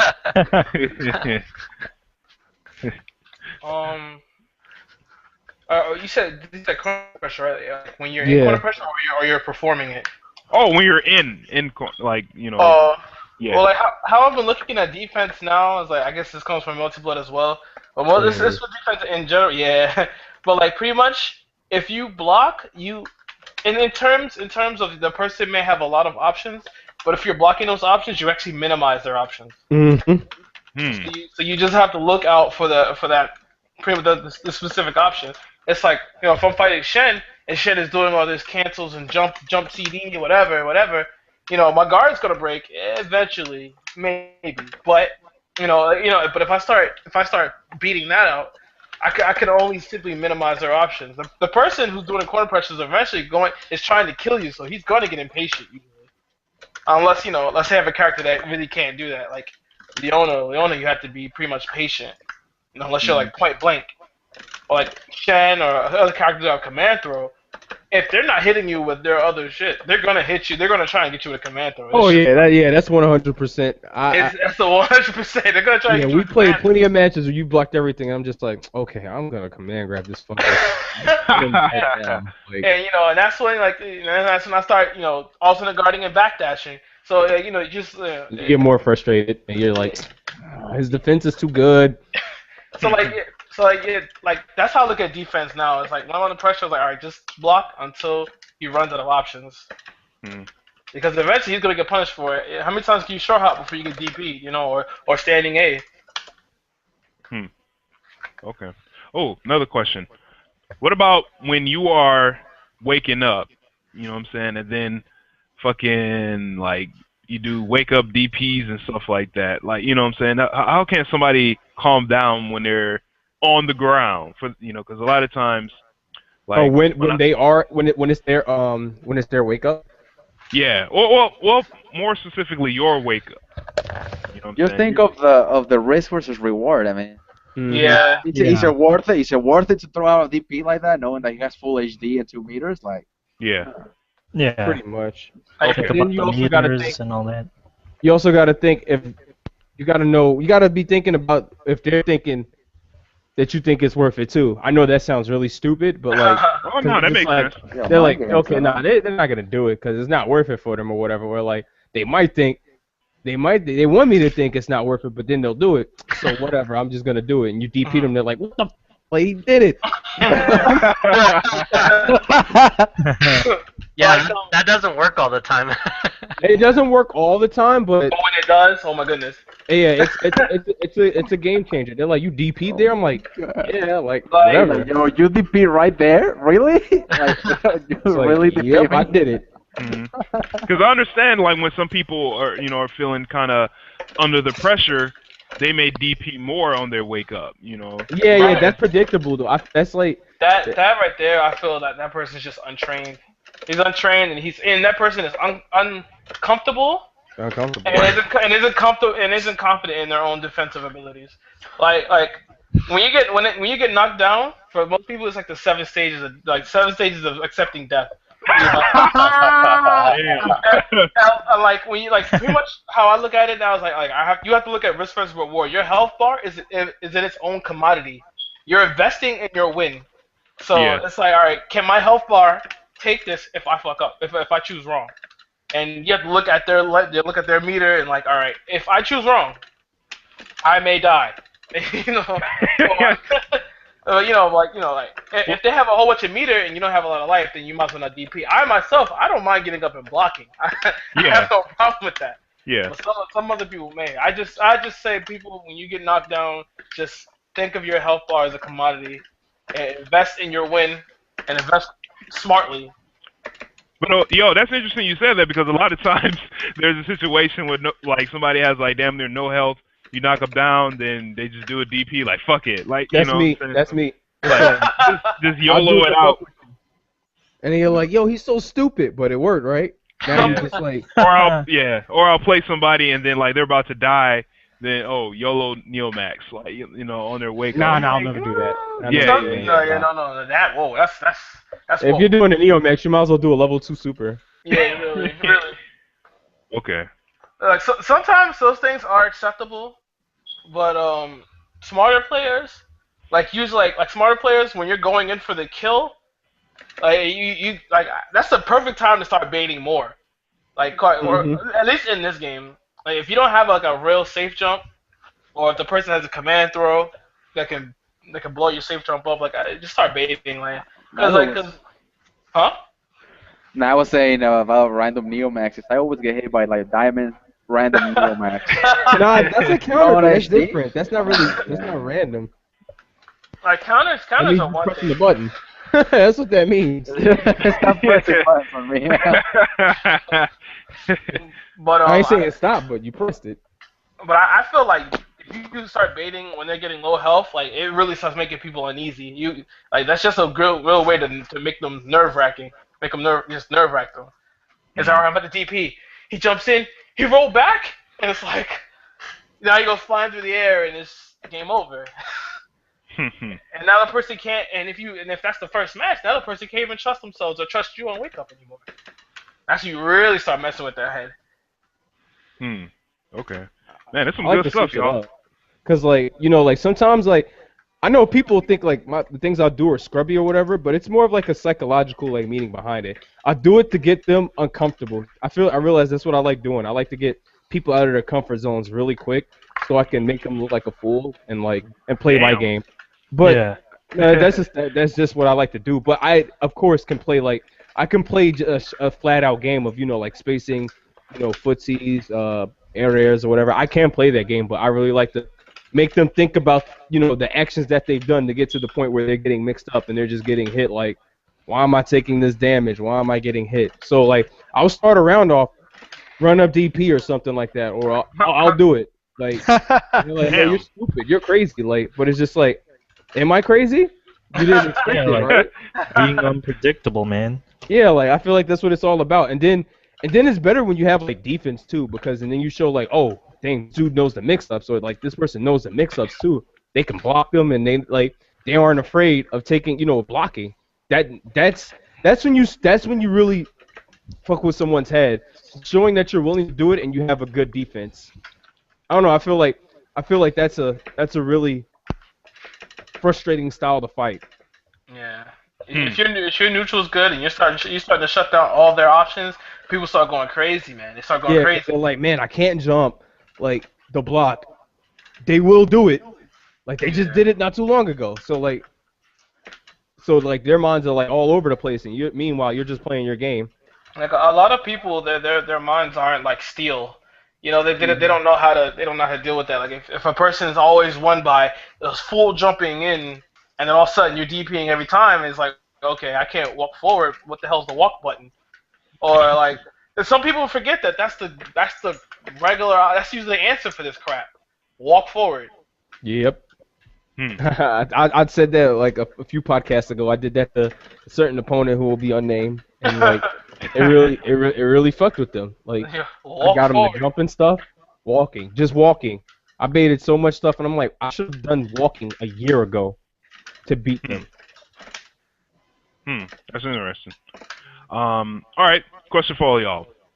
In tense situations, do you have more or less trouble doing reaction DPs? More. Well, it depends on the player. It depends on the player and how well you know them, because you know, if you're usually keeping tallies and ratios of like when they're willing to DP or whatever, or like when they're willing to jump, or when they're willing to do something that you predict and you make a read, then I feel like it's easier. But if they're switching it up, or like they're completely unpredictable, then you're not gonna know. You're not gonna know. Like it depends. Like how I look at stuff is like if I'm in a specific space, I know this person has X amount of options. Yeah. If I'm like 2 character spaces away, he has maybe he has 5D available to him possibly. Or if I'm just a little bit out further than that, only thing that's gonna reach me is short hop or regular hop. Or they could risk and do a projectile, or I could be ready to look at that and just jump over or punish in some other way. You know, and like it's all about narrowing down options when it comes to neutral, and then baiting in neutral. Like a lot of people don't do that, which is important. Like that's why I feel that Benny Morrow shies off of. Like you have to bait in neutral with neutral. That is so true. That's that character. You have to bait in neutral with neutral. So like I said, in tense situations, if you you can cut down the tenseness of the situation if you're in the right spot. It's like I'm right here. I'm sorry. Oh, my bad. Yo, I kind of wanted to hear a little bit more about what you said about baiting neutral or neutral. Can you like give an example? Oh, okay. Pretty much like, all right, we all know Benny Morrow. Benny Morrow, his 5B, his 5D are just like amazing. And then also he has Vajinka, which messes with his air momentum. So you know, if you know a person is like highly reactionary with their DPs and things like that, and if it's a highly reactional player, it's even better for you because then you have them start second guessing their own special weapon. Oh, I see. So like you know, most karates are looking for, all right, he jumps, I'm a DP karate card, and then EX or level 2. And then EX level 2. That's what all karates are looking for. But if now like, you know, you have this person looking for that, and you start in like some people, and a lot of players I fought already that aren't like, you know, outside like, you know, Minus and other couple people, they don't really DP. They're not really prone to DP that well. Not like you know, not in neutral. Like a lot of people, their defense and their neutral is like kind of bad. Or like if you jump and they don't DP, it's like, all right, let me jump a few more times and mess with them. Then now let me jump again, Regine can stop, and then they're gonna DP. Or like if you know a person is used to seeing you 5D them, you keep 5D'ing them, that's gonna get annoying. He's not doing a lot of damage. It's just gonna make the person annoyed. And it's like I keep trying to walk forward. There's this hitbox in front of me. Boom. Now, all right, let me do it again. And I have a friend who does it. I'm not gonna name any names. No, it's about Malik. I have somebody. You know, one time I tried to walk up and he tried to EX Virginagi me. Like I was like, "Word?" I'm sorry. Yo, I know what you're talking about. I'm like, "Word, son?" Like I finally did him like 3-4 times. I walked up, he EX Virginagi, I blocked, rolled for it, and then you know punished him for that. I'm like, okay. Like then after that, he didn't know he couldn't trust himself, so I started baiting him more. Then he started getting more and more frantic. So like that's what I mean by baiting. Like you have to use the information that you've given to your opponent and use it against them. Like I've given like, you know, all right, I'll 5B here, 5B here. This time I'm not gonna 5B. I'm gonna walk back Rajinkin or maybe in place Rajinkin, jump forward Rajinkin. Or maybe I may try to jump forward and then like quickly cancel with a flying drill to go down and you just had to keep the person guessing because like KOF is an RPS game. It's RPS the game. So you just gotta keep randomizing your options. You get someone used to something, and then you take it away and shoot to something else. Because that's how Benny in general, that's how he gets a lot of his damage. It's like, all right, like he doesn't do a lot of damage mid screen. We all know that. And then like then it's corners where most of his damage comes in because you have rejuke and loop and whatever else. But mid screen, you gotta like capitalize off off his 5D, like 5D HD cancel, go in. You have you like walk forward, walk backwards a little bit, shimmy a little bit, and then maybe dash forward 2B, mess with them a little bit, or throwing your frame traps, then throwing command throw, which he can't HD off his command throw. I'm just I got that now, but he can HD off his command throw and just start scaring the shit out of people, and that's how you bait in neutral. That's how I play my game anyway. Like I like to bait a lot in neutral. Okay, I understand what you mean now, because kind of just using the kind of breaking the air trajectory, you know what I'm saying, and to bait out what they may do. Yeah. Kimoru is really good at that. He's Okay. really good at that. Okay, I feel you. Kind of like how people use Psyche with his like jump command normal or whatever. Yeah, the jump pirouette. Yeah. Yeah. I've been playing Psyche lately, and yeah, like I like the way he plays neutral too. Like because I've been soul searching, and the way Psyche can play plays neutral and stuff, it can really mess with people too because of his normals, and then like his DDP has mad invincibility. So Oh yeah. like people, even when you jump in like when you do a jump in with a normal or something, his DP will just ignores it. It's like no, whatever, I don't care. Like, karate jump CD, I don't care. Like, I don't have to worry about trading or anything. Word. Okay. All right. What would be some tips for players that feel a little nervous and tense when they're doing crucial combos, like HD combos or something like that? Because I'm gonna be honest. Sometimes, when I get that hit, I'm like, oh, here we go. But, like I don't want to drop it, but I'm feeling kind of jittery. What do y'all think? I feel like that's the wrong mentality to have. Like first of all, like you should just be thinking, all right, I'm gonna get the hit, and I'm gonna do what I've been practicing, casuals and training mode. That's it. You shouldn't think of anything more than that. Like if I get this hit, if I don't get this hit, gotta recuperate and come up with another plan. You should never be thinking, oh God, I got the hit, because you're gonna drop it. Yeah, quite frankly, You're out of control. I always feel good. Like I get that hit off, like, oh, here we go, let's go. That damage. It should be yes, if anything, not like oh God. Yeah, I'm like yes, because like next thing comes, it's time for Oki. I don't know. I'm kind of anime and like an asshole with it. I'll be like, yeah, I got that hit. Now you're gonna die, fucker. Now watch this. Watch this cool stuff. that melty blood, yo. Alco air combo, get down. Oh, it's time for that Oki, baby. And after Oki, You're a faggot. Yo, orb set? Let's go. You're a Guess fucking 8 faggot. ways. Guess 8 ways. Fuck you. Guess 8 ways. Oh, anyway. I think a lot of people have problems with HD combos because they started out with the most difficult and max damage HD combo rather than starting with the HD combo that they're comfortable with. Mm-hmm. Like a lot of people are like practical. It's like, oh, I'm not gonna learn these like easy combos. I'm just gonna learn the best one. And those ones that they can't do yet, like they're a little bit harder. Like in this game, difficulty scales with damage for the most part. Like the more difficult that the combo is, like usually gives you a little bit more damage, but not a whole lot. Like but for a lot of new players, like once they get the HD, they will always go for a lot of times they will try for the max damage combo, and they'll end up dropping it because they can't even do it in training mode consistently. So what I would suggest to those players is that like they can start out with some easy combos. Like maybe you can just do like a special move into super and the Neo Max that gives you like 800 damage for the most part.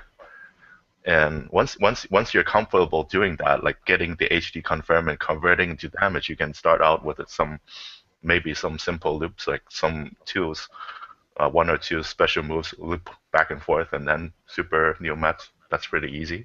Mm-hmm. And then once you're comfortable with that, you can like move on to some harder combos, max damage combos. Like yeah, so instead of like jumping straight into the hard combos, you start out with something easy. Take it one step at a time. Okay. Yeah, because like getting hit and then getting the whole Ash Sandcooler combo, that's not easy, right? No, it's not easy at all. Yeah, I mean you gotta take baby steps. You gotta first start, and you gotta first you need to like practice getting converting your hit confirm into HD, and then from HD getting damage, getting the super, and then once you're comfortable with that, you can go on with the add more to your combo. The thing is, I would never even play that character. Like, I would never take it out until I was able to do that. I mean, in casuals, of course, I play it, but like tournament, I would never take it out unless I can do that because the character's useless without that. Yeah. Yeah, he's useless without that. So if you can't do that at all, then it's time. You can't take him out yet. Yeah, and a lot of people play it only because they want to pull out that combo in the match, and I feel you. Swag. It's hard. It's not easy. It's not easy. You gotta take it one step at a time. You can't like just pull it out of nowhere. I love the utility on it. It's just like, okay, in a game like this, you get sealed with no specials. Are you kidding me? Yeah. You know how many people panic? Just start jumping. They start jumping, going crazy. Like you. Free anti-air, free throws, because they're gonna forget about throwing. Oh, what's throwing? What's throw tech? Like you just had to DP me. Stupid, you have no meter. You can't do anything. What are you doing? You can't. You have the special attacks. I guess that's the best feeling when they're completely helpless. It's so amazing. Complete domination. Cool. Hey, do y'all know or do y'all feel this yourselves? You ever feel kind of tense and nervous just during casuals? No, I feel freeform. I feel great. If it's just casuals, it depends on who I'm playing. Like, okay, if it's like international players or something like that or whatever, then I'll probably be like, huh, okay, I can't be chill or normal. Like, I gotta take this serious. You know, because I gotta show them. Even if it's like they might be sandbagging, but I'm gonna show them like, look, I ain't nothing to fuck with. Like, no, don't underestimate me because you've never heard of me or you've never seen my matches. Like there are people that know that have been watching you. You know. Okay. And Anyone for me, else? in casuals, for the first game, I like to show them that I could play this game, and then in the other games, I'll probably just do like funny stuff, just to mess with their head if they ever play me in pools or anything. But like, I'm never really nervous in casuals. Yeah, casual is more. Yeah, I just take it for fun. I just trying to get practice before the tournament, but not really. I don't really get nervous in casuals. Yeah, like when I play casuals, I'm like, all right, let's see what data I can collect. You're just trying to get used to the set tournaments. I mean, everybody watching you while you're playing casuals, really, but not really intimidating. Right. Okay. What about like first to tens? Do y'all feel calm compared to like a tournament, like 2 out of 3, 3 out of 5? What we're saying.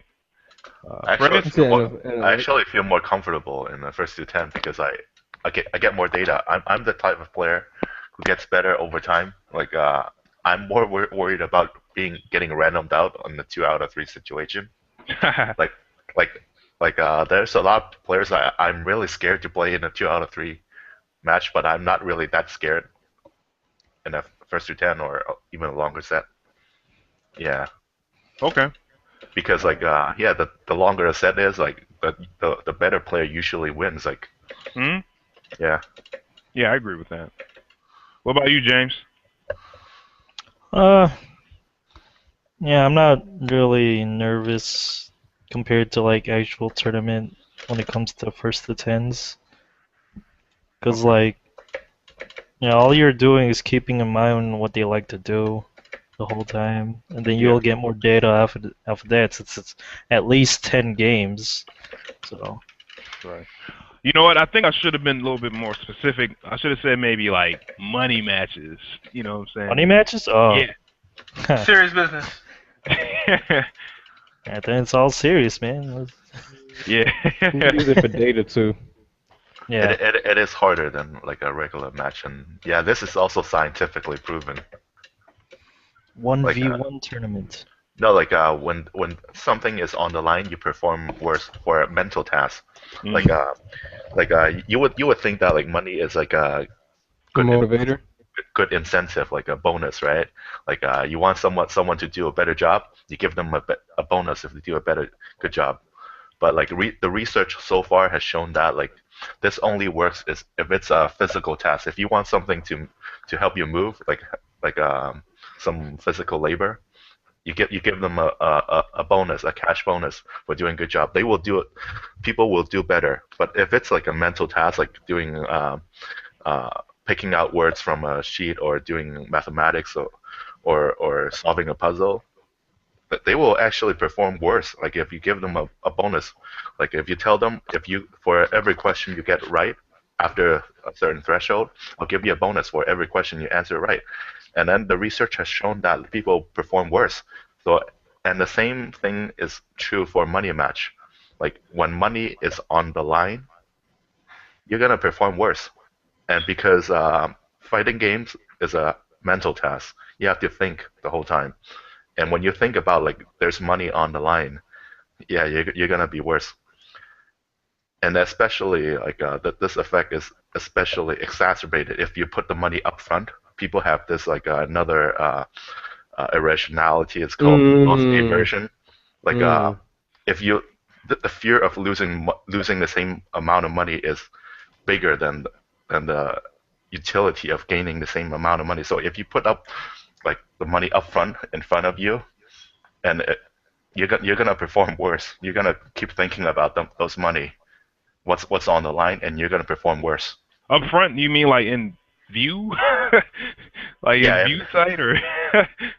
Yeah, yeah. Okay. Because I'm like, man, maybe we should start putting stuff in envelopes or something. You know? Yeah, I mean, no. Like let's say something. Let's say you go to a, you go to a tournament and say, oh, if you win, uh, you're gonna get like $100, and you lose, you're gonna get like 50. And then if they put the money to you up front, like it's already in your pocket. So if you lose, you have to give them back like the $50. You're gonna perform worse than like if they give the money afterwards. Oh, I see. It's just loss aversion, and yeah, and there's a lot of research on this, and yeah, and it applies to a lot of different situations. Like people invest, they don't want to like invest because they hate losing. Yeah. The fear of losing is much worse than the benefits of winning in people's head. Right. And Or the benefit of learning, you know. Yeah, and it's true like in fighting games, like that's true that applies to us also. Because a lot of people don't want to play because they don't want to lose. They somehow think losing matters more to them than what it is. They overvalue what losing is. Yeah. Right? People don't want to play not because they're not having fun, because they don't like to get beaten up. Right? You see a lot of people. I'm not naming names, but there are a lot of people out there who doesn't want to play. Like they lose like 2 games and they run away. They don't want to play anymore because they are afraid of losing. And this is a human irrationality. You just have to like have the right mindset. You have to keep reminding yourself that losing, you're still learning something. As long as you're still learning, you're good to go. Yeah. Yeah. Okay. All right. This is a question I've been saving for a while. Do any of y'all have any like super salty losses from like a really tense or kind of like a match where you felt kind of nervous or anxious at all? And it can be like when you first started playing or something like that, or something recent. But any of y'all have anything like that? And it could be any game. It doesn't have to be specifically KOF. I guess so. This is gonna be the Malik blow up corner right now. So Now you don't know, man. You don't know, man. nah, it's like I remember one time I got pretty high or whatever, final around 2011, and like I had to play Arturo Sanchez and like it's super, and I was like, yo, Arturo is mad good, yo, and like, and I come from like the middle, I guess like the middle of the end of the Dark Ages, so like, like I see these guys like Arturo and stuff, heard of Eddie Lee, Justin Sanford, like guys like Liston and everybody. I'm like, yo, these guys are like legends, like because I was a Street Fighter guy, hard body. So like when I played him, I was mad nervous and like I was in an altered state of mind. But when I almost beat him, because my boys was like, yo, you was fucking him up, dog. And I was like, word, really? Because I still to this day cannot remember this match. Like I'm not even joking. Like, but then like the match was over, and like I felt so relieved because I was so nervous and I just fell out of the chair. Like I fell backwards out of the chair. Like yes. And Yeah. that was one of my most nervous moments because I was just like, yo, we gotta play this guy that's so good. They're from New York. I'm in Georgia, yo. Like, I don't even like this game, blah blah blah. And I thought about so many unnecessary things instead of just the match that was in front of me. And I got overwhelmed. And then it was like, that was a pretty bad experience, but like it taught me something. Yeah. And then like I never dealt with someone like what is it? Like I lost to Marco Polo 6 games straight in New Jersey, like at one of their tournaments. Oh no. And I had beat him in the winter semis 2-1. Like the last game was close or whatever. And it was just like I was just like, yo, how'd I go from like beating this guy to like losing 6 straight? And I let something personal get in my way of my gameplay, and I was so disappointed with myself. And even like my teammates, like Kira and Zar, shout out to Zar, like he was ragging on me in a joking way, but like when I lose badly or whatever, or it depends on how bad it is, I get kind of sensitive. Like I was so pissed though. Like you were pissed. I wanted to kill myself. Yeah, I was pissed though, and I didn't pull no quarter on this dude. I was talking crap the whole car ride home. Yeah, and I had to hear it, and I was getting saltier, not at him or no one else but me, because I was just like, how did I let this person who's not better than me, and I know they weren't better than me, beat me? Like, I played their game. I didn't play my game. That was the problem. And I was like, I was just like, it was like, yo, I was so petty. I let something distract me from what I wanted, which was victory and to prove my dominance. Like, I let that get to me. And I just, because I looked at it as more of a task and not just playing a match out or enjoying the fight. That's how I looked at it. I was just like, I gotta fight this fucker again. Like, I don't want to play him again. I just beat him. I wanted someone to beat him. Like, why is it always me? That's what I always thought. And I was just like, ugh. Like, I always got to stand up or whatever, and I got to fight this motherfucker again. And I lost. And I was just like, yo, he beat me. But did he beat me or did I beat myself? Like, it was just, I looked at the footage, like the morning after, because I don't play that. The morning after, I was just like, wow. This guy, I totally let him beat me. My reactions were terrible. My attitude was off. Like I was just playing garbage. I was just like, what is this? Like, Terrible. I let the mental, like, that's a real. I think that like some people have to go through that because having the comfort of winners bracket can be like it can be used against you. You could get comfortable and you can think about other stuff like how I just said. I thought about everything but the match ahead of me and the strategies that my opponent uses in their tendencies. I didn't think about that. I thought about external factors, which were irrelevant. That cost me the victory. And I even have a salty picture of myself losing. Like, I was so salty. I have that on my desk. I have it on my computer. Damn. I have that. I have nothing but salty Chris G pictures. Salty Chris G pics are funny. Yeah, so his depressions are hilarious. It's just I just hear a violin in the background. Damn. But yeah, like those are 2 big moments for me, and Yeah. I guess like another one would be like when I play generic, but like generic superhero and NEC for like top 8 of Melty Blood, and like he was one of the premier, like he's pretty much like the Nero, one of the premier Neros, and he was a smart player, and because I let the things he said get to my head, he's just like, oh, I wanted you to play this bad matchup, or whatever, because I never played this. Now in my head, I was just like, yo, this guy's a scumbag. He's a more established player than me, and he wants me to play an advantageous matchup for him. Does he think I'm gonna respect him enough to be like, yeah, I'll give you the matchup? No, fuck out of here. I lost. Granted, I lost badly, but I think that was all due to like matchup unfamiliarity, and like the fact that he did kind of piss me off when he said that. But that wasn't. I didn't think about that as much as the fact that like I don't know what to do. So those are like, and all those moments. Well, not the one with Marco when I lost to him. That's not on YouTube. But the one with Arturo one isn't on YouTube either. But when I lost to Generic, that's on YouTube.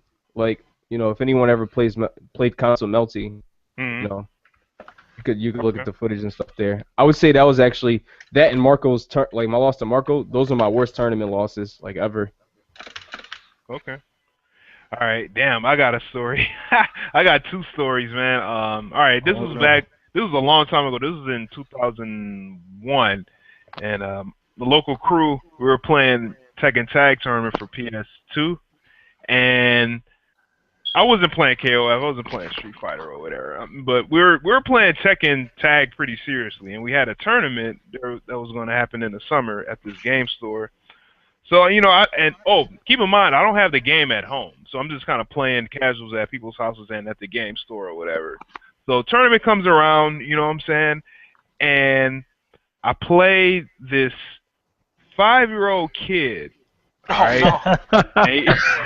Oh, that's gonna be scary as hell. Yeah, and he came by to the store a few times, and he plays with I think Law and some other motherfucker. Boy.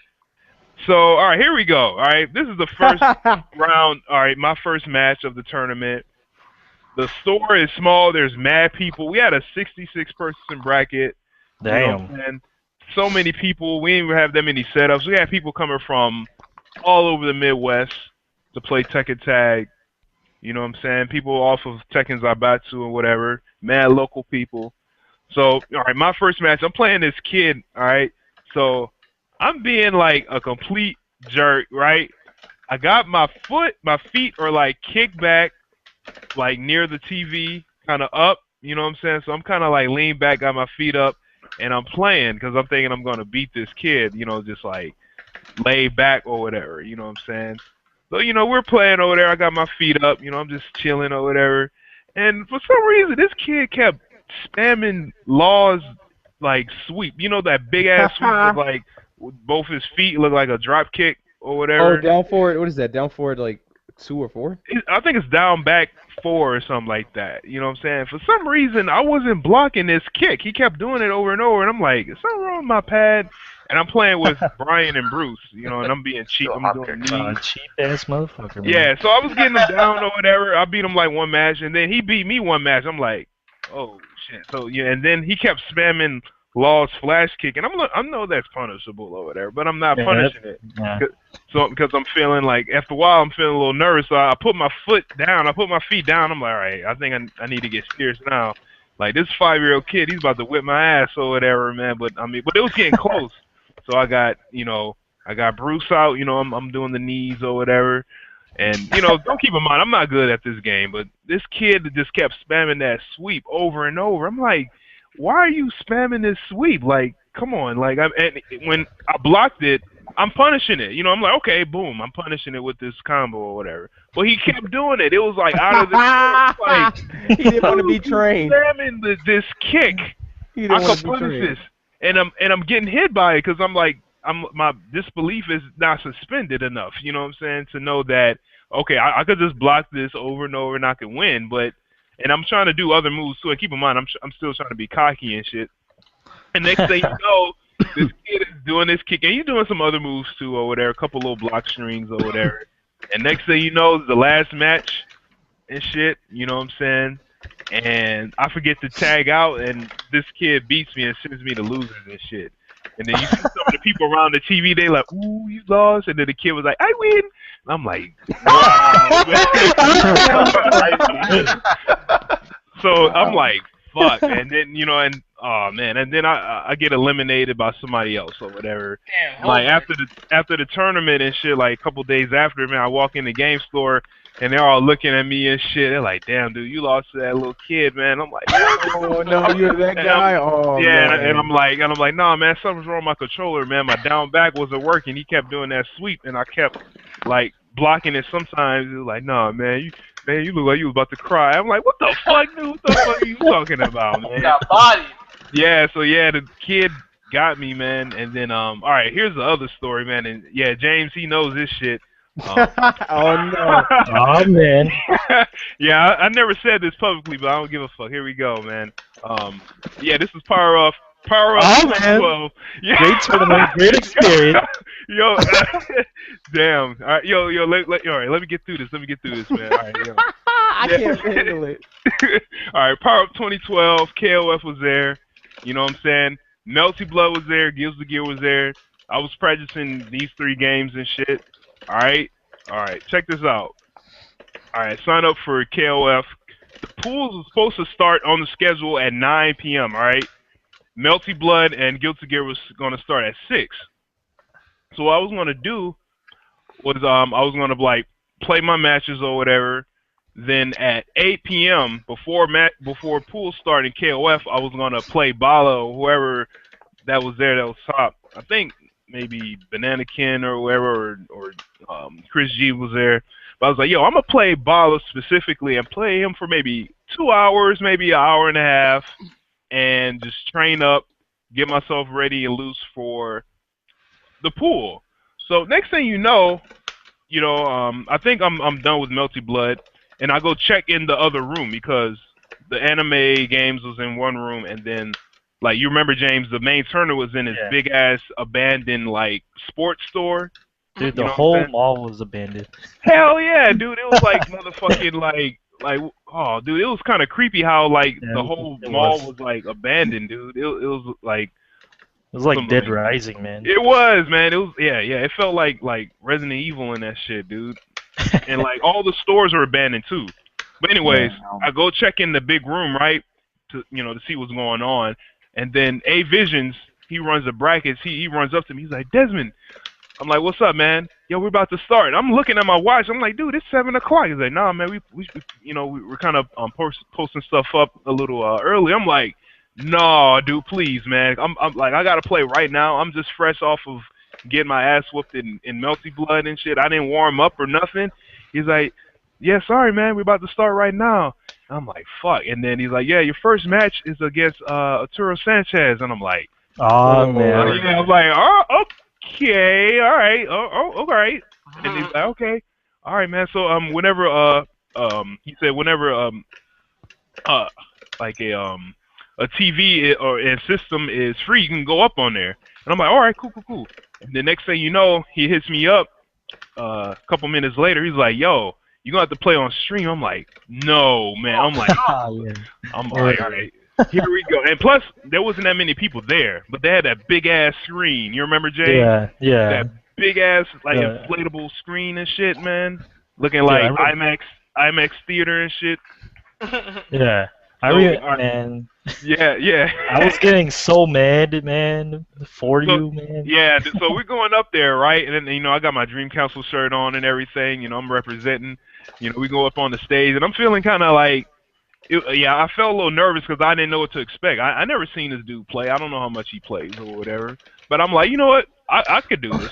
Fuck it, let's go. I mean, I haven't warmed up or anything, so yeah, let's do this. So we're playing. We sit down or whatever, and I'm like, my hands just kind of feel kind of like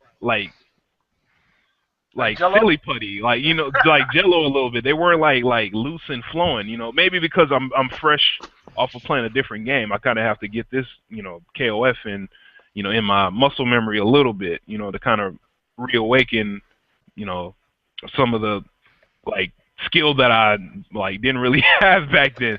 So we're playing, and I'm picking like back then it was Yuri, normal Kyo, and Kim.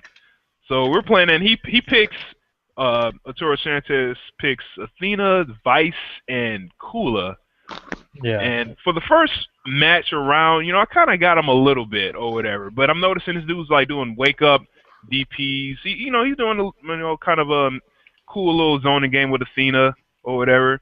And he's doing jump CD with Vice, which is kind of fucking me up. But he wasn't following up with anything. It was just kind of like blocking me from any kind of further positioning. So I beat him the first round, and then like I finished it off with Kyo's combo. You know, that corner combo that ends with the fireball, and then it juggles, and then you do the grab, and then everybody goes woo, and I hear it echo throughout the venue or whatever, and I'm like, whoa, people are watching. I'm like, oh shit. So the second round comes by. He beats me and shit, and I'm like, fuck. And then the last round, we're 1-1, and I'm like fucking up like a motherfucker, dude. I'm doing super man, you were cancels. nervous as fuck. Yeah, dude, I was doing super cancels with no meter, like you know what I'm saying. Whoa, you were done. Yeah, I was like, what? Like with Yuri, I'm doing like low light kick, stand light kick, DP super with no meter. I'm like, oh shit. And I got Kim on point. Oh man, I almost won. You remember, James? He jumped in the air. I jumped in the air with Kim. I did EX Hungetsun in the air, right? It wasn't even near the corner. It was like mid-screen. And then I did a flash kick, and it whiffed. And I had full bars. I had full HD, full meters. I could have ended it with a Neo Max. You know what I'm saying? And then I land on the ground or whatever. And back then, like, my pressure wasn't nothing, man. And then I go in, and then, like, I don't remember how he beats me, man. I just lose. It was a close-ass match. Yeah, I remember you were nervous as hell. And then after you lost, I'm like, man, I got you, Des. And I was like, nah, fuck this, man. I'm gonna try to if I come across him again, I'm gonna get him. But I was still warming up. You know what I'm saying? I was fresh off another game, but it was like I was so fucking salty, dude. I was in losers. It made me feel like I lost the whole tournament. You know, I'm like, man, I traveled. Those are the worst losses. I was like, I traveled 12 hours to get beat by this dude and shit. And then next thing you know, I checked the stream out or whatever, the stream archive, and I don't know if it's still on there, man. I hope not, man. I did a couple searches a couple months ago to make sure Dude, it was hard to find. It was. It definitely I still want to see it to prove that that I fought Arturo Sanchez with Andy. Yo, I heard. All right, check this out. I heard him on the stream after our match or whatever, and I heard some of the commentary, and I heard like Spooky talking while I was playing. You know what I'm saying? He was like, "Yo, man, Desmond, he looks mad nervous. Like he's dropping combos." And I was like, I was and shit. You know what I'm saying? And then next thing you know, Arturo gets on the stream and talks to Spooky or whatever. He's like, "Yeah, man, how was that match?" And he was like, "Yeah, man, I didn't play KOF in like 3 months, man." I'm like, "Oh wow, dude!" Like, you know what I'm saying? Like, like, yo, I got beat by the dude that didn't play KOF in like fucking 90 days. What the fuck? And, yeah, he was like, "I haven't played in 3 months." I'm like, what? Shit. I was about to like. His voice is kind of on point. Yeah, right then and there, I was like, damn, dude, should I continue playing this game? Like, this is for me, man. Like, come on, this is a YOLO-ass game. But, yeah, that was a hella salty loss, man. And then I remember, James, you said, like, yeah, maybe at UFGT, like, you get a run back. And I was like, yeah, and I hope I don't lose. You know what I'm saying? Again, you know what I'm saying? Yeah. Yeah, that was definitely, like, yeah, that was, I hated that day, man. Like, shit. Yo, great tournament, great experience. Yeah, it was an experience, all right. You know what I'm saying? It's just around that time, like, we weren't really playing KOF 13 that heavily. You know what I'm saying? I didn't really have a lot of crazy competition. You know, except for maybe like Tones. Tones was like the only competition I had before we met up with the St. Cloud brothers. Yeah. You know, and Unwieldy, but yeah, that day sucked, man. You know, I think every fighting game player should go through something like that once, you know, to kind of let them know that, you know, where you're kind of coming from, and then you can kind of look back at it and laugh, you know. So, yeah, that's it for my story, man. What about y'all? Y'all got any salty losses because y'all felt nervous? I have 2. Okay, Kira, you go ahead. Alright, well, it was when I first started playing Multi-Blood or whatever. Now, this is, I don't know if you call this, I wasn't nervous. Oh, okay, I was nervous, but I was really salty because this kept happening. I really didn't get a chance to even play in the tournament. Pretty much, like, what happened is, like, my first ever BBG, Battle by Gazebo, and we all know the biggest names in Multi-Blood is Spooky Czar. Like, they're the biggest names, pretty much. First battle by Gazebo, my first match was against Czar. I was like, word, son? Like, for real? Like, It was okay. destiny from It there was on. destiny. It was destiny. So I played Czar or whatever, Alco v Alco, and I took a round off of him because I don't know. I guess I was doing some nonsensical stuff. Back then I played with Pad, and he was just like, I beat him. I beat him one round, and then after that he just bodied me. I was like, all right, whatever. That was a good experience. I got to beat Czar or whatever. He's the one who plays Alco. I play Alco, and I want to master this chick. Whatever. My losers match was Spooky. Yeah, yo, you got the DP of a lifetime. and that match is actually recorded somewhere. It's in one of the Battle Oh my Gazebos. god. And, like, it's Spooky, and then my name is question mark. That respect, damn. Yeah, I didn't have a name back then. Like, I didn't have a name, and so I just played or whatever. I think I got off of Arc Drive, and that was it. I was like, whatever. Next Battle by Gazebo, first round, Czar. I had to play Czar again. I didn't do too much better. Like, he was using F Aoko, and I was using regular Aoko or whatever, and I just got bodied. Whatever. NEC, first round, Czar again. Yeah, that was definitely fun. Yeah, I played Czar in like four tournaments straight first round. And as I continued to go on though, like in Road to Evo 2, I actually played him because I got the top 3. I played him in Road to Evo 2 or whatever. Cialco versus FCL or whatever. But like that was like I was like kind of salty because I never actually got a chance to even play anybody else. Like I could only play casuals, then tournament I automatically lose. I'm like, okay, I didn't even get a chance to see how well I am. That's one salty. My second salty, and Malik and like the entire Suction Society crew was there for it. Oh shit.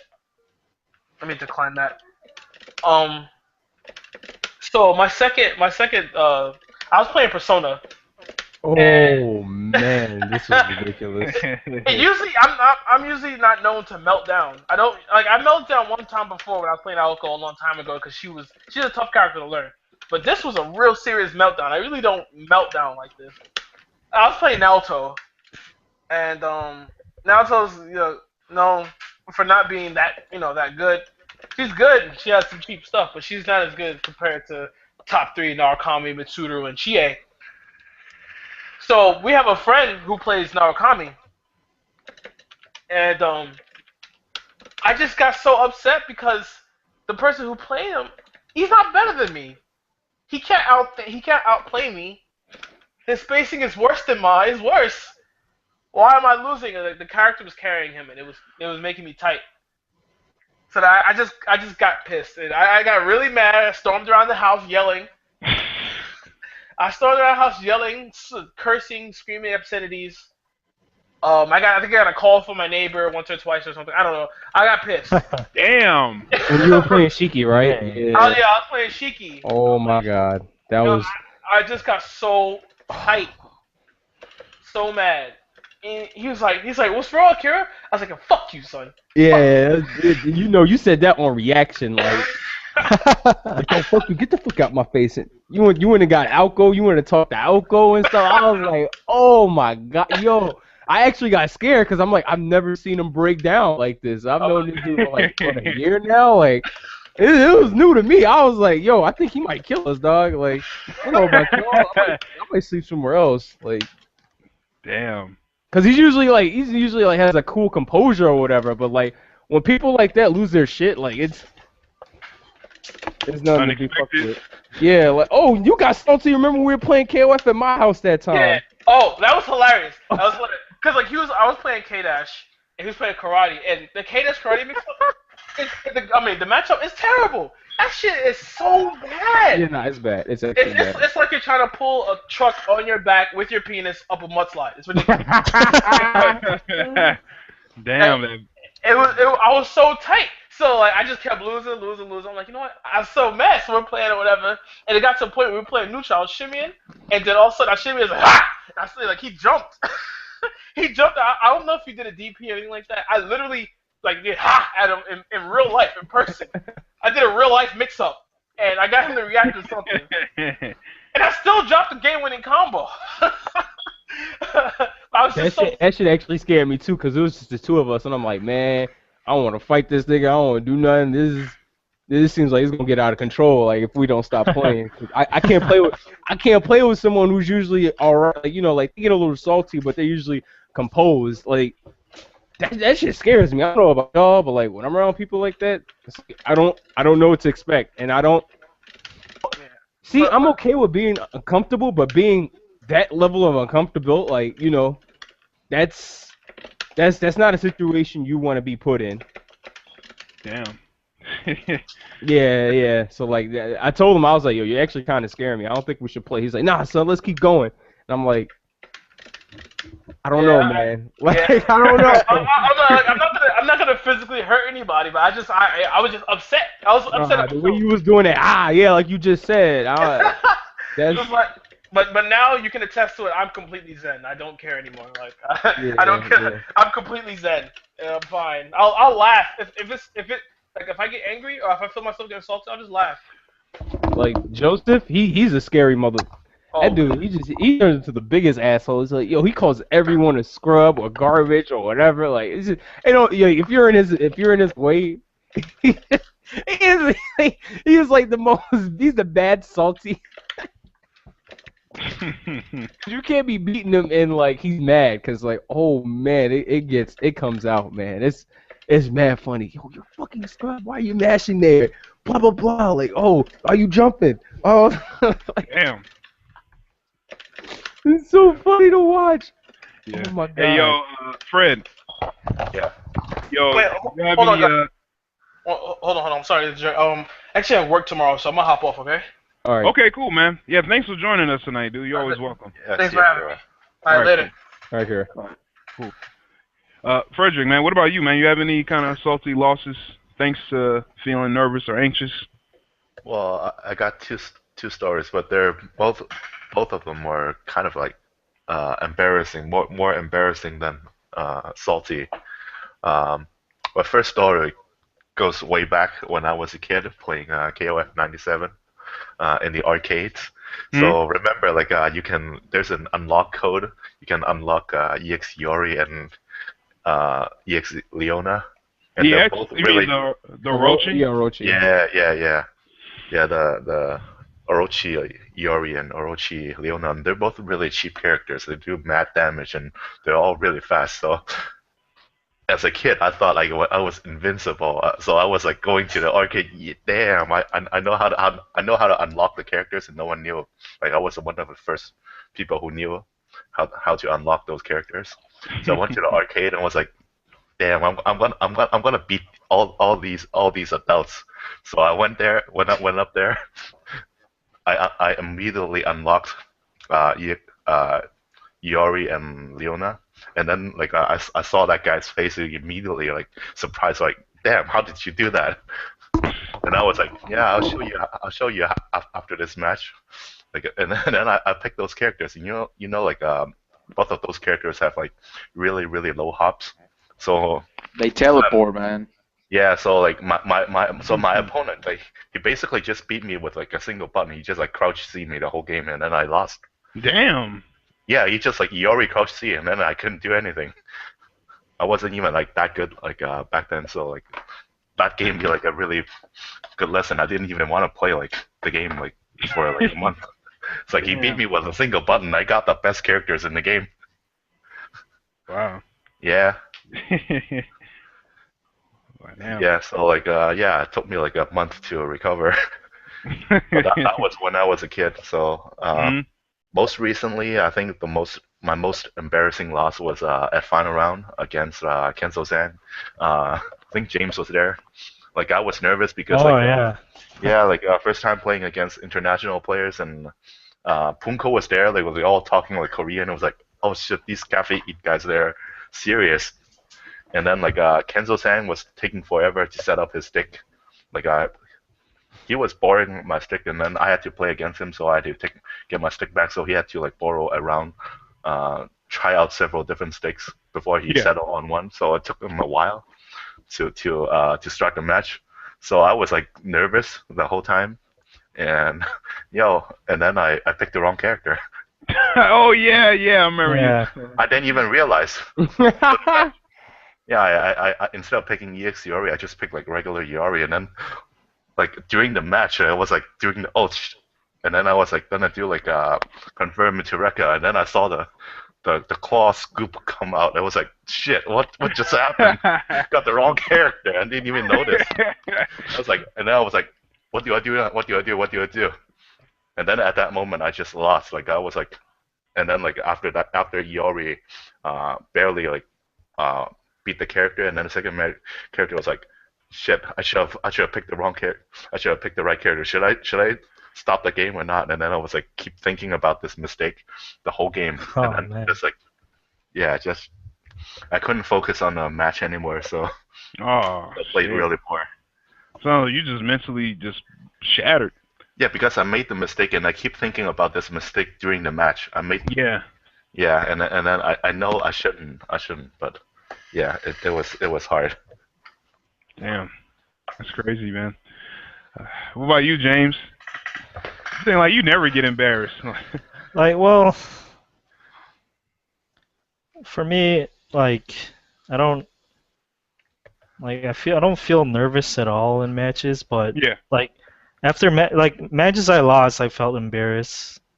Like there was a couple matches with Mario where I was like really embarrassed and I just got super salty. I'm like, what the fuck? He just bodied me, and I'm like, next time I gotta make sure I body him, or else this is gonna like be on me for like forever and shit. So yeah, I think it was like the second time Mario beat me, and then I got hella salty. Like I threw my controller and shit, Damn. and like, what the fuck, and shit. And then like, yeah, I just got really mad. I started yelling shit like, man, I'm gonna fucking beat him next time. What the fuck? It was at Nickel City too, Des. Ooh. One of those monthly tournaments, and like, Okay. yeah, I was like, I was really mad. People were looking at me and shit. I started getting buff as hell, and then yeah, Start getting buff. yeah, I just started like flexing and shit. I wanted like to punch something, but I was like, oh yeah, I have a broken hand. I can't punch anything, and Oh shit. Damn. but like I threw my controller. Oh That's shit. all So the you physical did like abuse I had. Just you did throwing like my controller. you did a mini Sanford pretty much. Yeah, but I didn't break the controller. So yeah, and then like ever since that time, that's when yeah, that's like my biggest embarrassment, I would Yeah. say. Okay. Word. What about you, Pedro? I don't think I've ever gotten like extremely salty for a loss, really. I just take every loss like a learning experience. Tell you the truth, man. And like, I think maybe the only time that I got like kind of salty was at a local tournament here in Colorado. Just losing to a guy that I should have just beat. But I mean, I don't really have like any crazy story like you guys do. It's pretty crazy. Word. What about you, so Chris? I'm kind of the same. I don't really have like a salty moment per se. I think every time I lost at a tournament, it has been to somebody that is really good and spends time with the game. So I haven't really don't get salty about my losses so far. Okay. I rage a lot online. Like when people don't see me, I actually Oh yeah, I get rate I really, get upset. I get Hey, really mad online. Like when Sometimes I no get one's watching me, upset when I lose, but I I punch don't. my stick. Yeah, I get kind of hyped too, man. I slap my stick. I yell obscenities and shit. yeah, I hit my table, man. Yeah, I'm like, yo, I blocked that shit. Like. No, it's not even that. When it's about the stupid stuff like people keep doing. Like, People they go just- ham. People just go don't- ham. It's like the stuff you see and you can't do anything about it. Yeah, online is People different. they just- People they don't- go ham, bro. And I know it because I play online, and I'm like, oh, damn. Yeah, I get a lot madder online. I was Yeah, like, I damn. definitely do too, man. Especially when it's like real close and I drop a fucking combo because of the fucking delay. I'm like, oh man. See, if we were offline, man, I would get in that ass.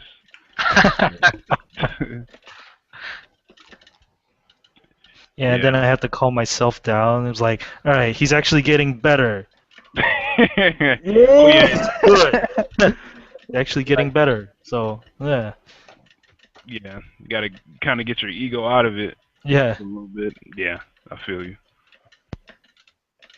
Well, shit. Well, why don't we close this topic up, man, and just have some like ending kind of feedback or remarks for people that are kind of maybe feeling a little nervous. They're probably just playing the game for the first time, and they're probably feeling anxious and nervous in certain parts of the game, or they probably feel certain ways about certain players or something like that. So, why don't we all, one by one, just kind of give like a closing statement to this topic, with advice.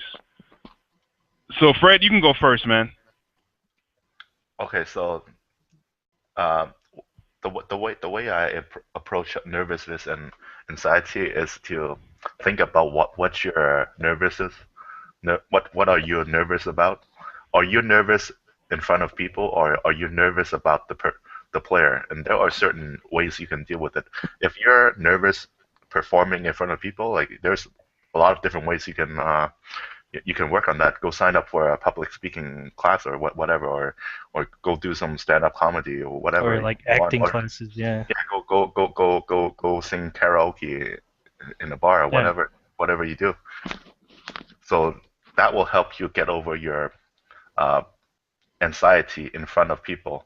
If you're nervous because you're playing against a top player, just change your mentality. Think about the all the time you put in, and that you're actually not a bad player. If you are nervous about losing, just change your mindset. Everyone loses. At, at the end, losing doesn't really affect you that much. You lose your game, so what? You win some, you lose some. Just change your mentality. So yeah, at the end of the day, you have to really analyze what are you afraid of. Think about it yourself, and then work on it. Word. Real talk. James, what about you, man? Pretty much everything that Lazy Freddy said, and I would like to add like what also helps with nervousness, especially what helps with me, is like play casuals. Enough casuals to where you're like comfortable doing your stuff that you usually do. Hmm. And then, yeah, if you need to play more casuals, casuals could really help. Especially, yeah, at the tournament that's there, play casuals. Okay. Malik, closing statement, advice. I feel like I guess the way to deal with it is to know yourself and like know what you're fighting for, know what you're playing for, and just focus on that and try. And I mean, for me, I try to remember to have fun, because like once the game starts becoming fun for me, then I start performing poorly, and I lose sight of like oh wow, I am playing to have fun and improve, but I'm not improving because I'm just all focused on just the warrior aspect. It's like life, like it's we have goals and stuff like that, but you can't take everything too literal, because life is random, man. Anything can happen. So just do the best that you can, and as far as people go, they're just people. Like I'm pretty sure they have some kind of occupation like you. They have to wake up like you. They they have things that they gotta do. They do things just like you: eat, sleep, breathe, go to the bathroom, shower. Everyday life. Yeah, everyday life. It's just that they do this one thing, and they're more known for it. So I think once you take that out of the equation and people stop respecting just the name so much, it's just like then you'll probably play yourself better, and just do whatever you can to break the ice. You know, to break your nerves. Like I can't say use any means necessary or whatever, because you don't want to have like a negative. Like, you shouldn't want to have a negative public stigma. But hey, if that's you, that's you. But just do what makes you comfortable. Like this makes me comfortable. This will get me to play the best that I can play, or like take it for face value. So that's pretty much my my rule of thumb. And if I have like if I could say like 3 tips, it'd be like I guess like analyze. Um, don't never underestimate, and like I said, the most important one, know what you're playing for. I think a lot of people don't know what they're playing for, and I think that if you know if it's you want, or if you at least have an idea, you can go in the right direction. Mhm. Okay. Well said. Pedro, what about you, man? Closing statements for this topic, advice? Yeah, I mean, pretty much all these guys have really good statements that they've already made. I just say when you're about to play in tournament like status or moments, you just focus on the now. I mean, try to concentrate as much as you can. Take a couple of breaths. Just make sure that when you're actually about to start playing, that you're not nervous about just playing. Just make sure that when you start playing, you just go into it. And be as comfortable as you can. I mean, if the chair is bothering you, swap out the chair and get something else to sit on. So, I mean, just do the best you can. It's like it's a loss, and if you do lose, you'll learn from it. So, Right. yeah, don't worry too much about it. Okay. So, Chris, what about you, man? Mm, everybody kind of already said it, but yeah. I mean, just be yourself. Don't think too much about it. Uh, the thing that always helps me is just taking a deep breath before a match, tournament match. So Right. yeah. Okay. Relax. Yeah. Okay. Stay I think cool. my fault. You wasn't done. Nah, I just say stay cool. Okay. All right.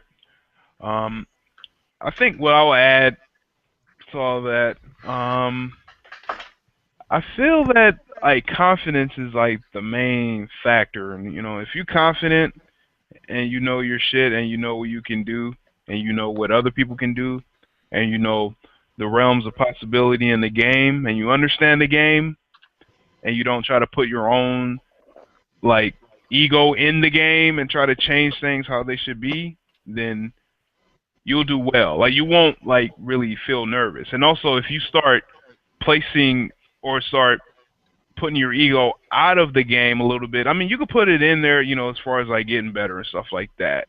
But if you start respecting people in your mind a little bit more, you can like understand. Okay, I'm not going to underestimate this person, or I'm not going to overestimate this person. I'm gonna try my best.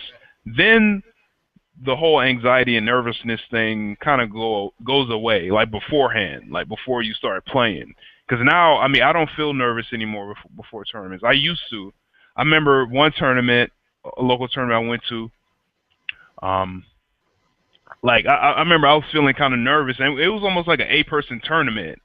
I was like nervous to the point where before they announced the matches, in the tournament, like I think I was sitting on the floor and I was just kind of like, my stomach was kind of in knots, and I'm like, man, why am I feeling this way? This is just a local tournament. We're not even streaming this. There's not even that many people watching. But I put so much pressure on myself to do well. It was kind of messing me up.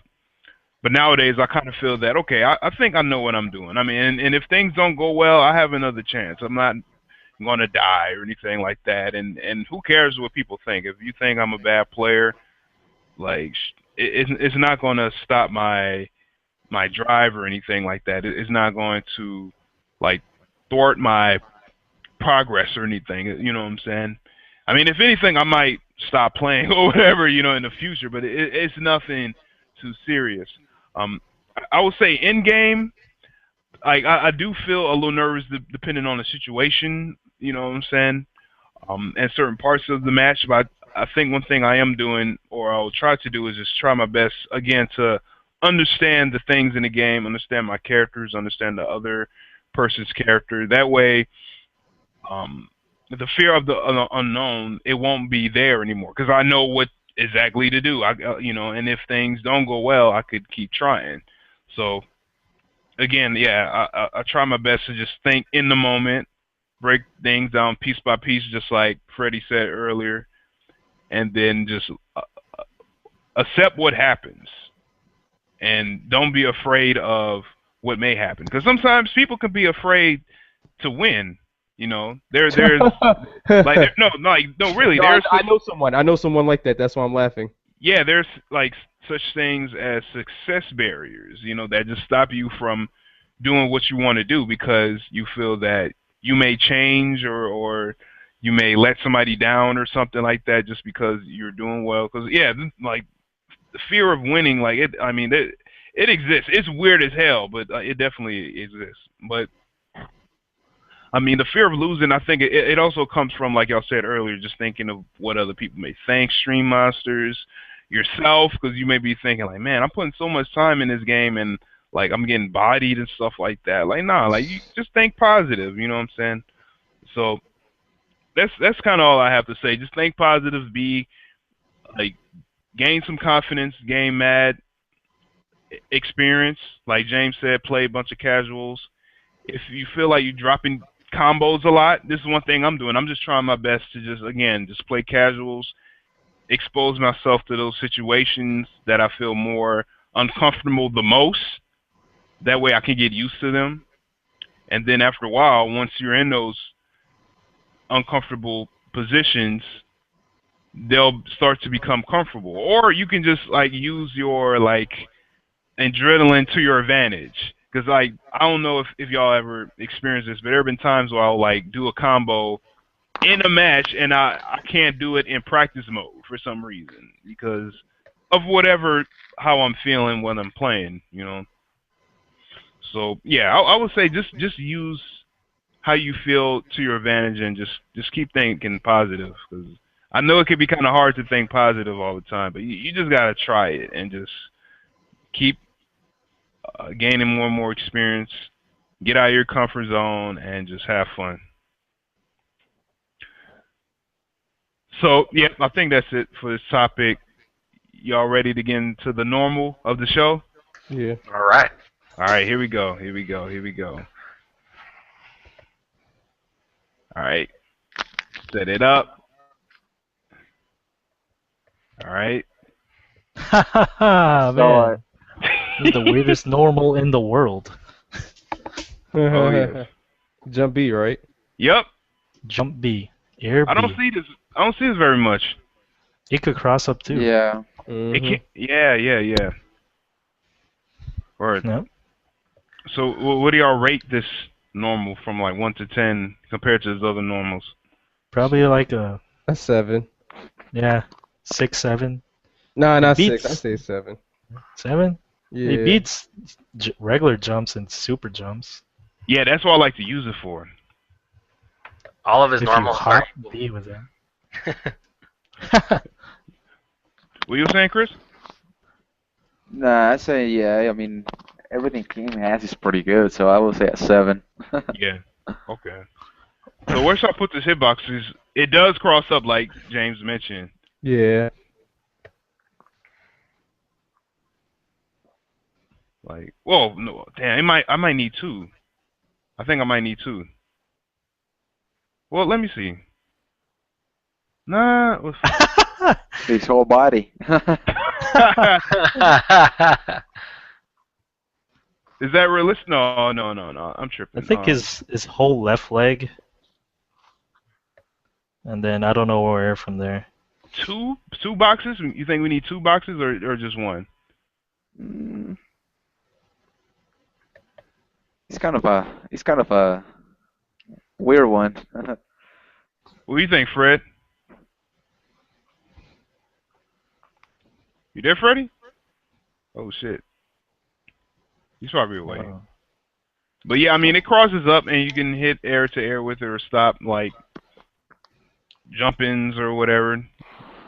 I don't know. I think let me see. Because the cross up hitbox is not that super good. I mean It's not that big. Yeah, it's not. It's not. I think like closer to like his hip. Oh, okay. Bring it up a little bit like that. Yeah, bring it up closer to his hip. Okay. Because you can obviously low profile this. Okay. Yeah. So you think this is straight? Let me lift it up a little bit.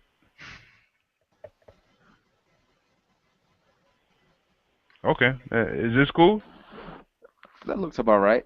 Yeah. All right. Malik, Pedro. Yeah. Yeah, it looks good. All right, cool.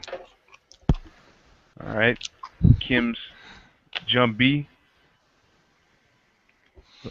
Normal of the day of the show. Use it. Yeah. Godlike. Yeah. You can do some pretty ambiguous cross-ups off a throw with it, I've noticed, you know. And it'll like hit him in the back, like he'll be like in this position, and it'll hit them in the back, so it look man awkward. Okay. You can fake a cross up with this move. So what? I think sometimes you can fake a cross up with this move. Yeah, he can. Yeah. Like in some situations, you press like jump A, it will cross up, but jump B doesn't. Hmm. Oh, kind of like give it a Like Street Fighter style mix up. Depends on which button you press. Unblockables. It crosses up or not. Crosses up in the corner a lot, right? I don't know.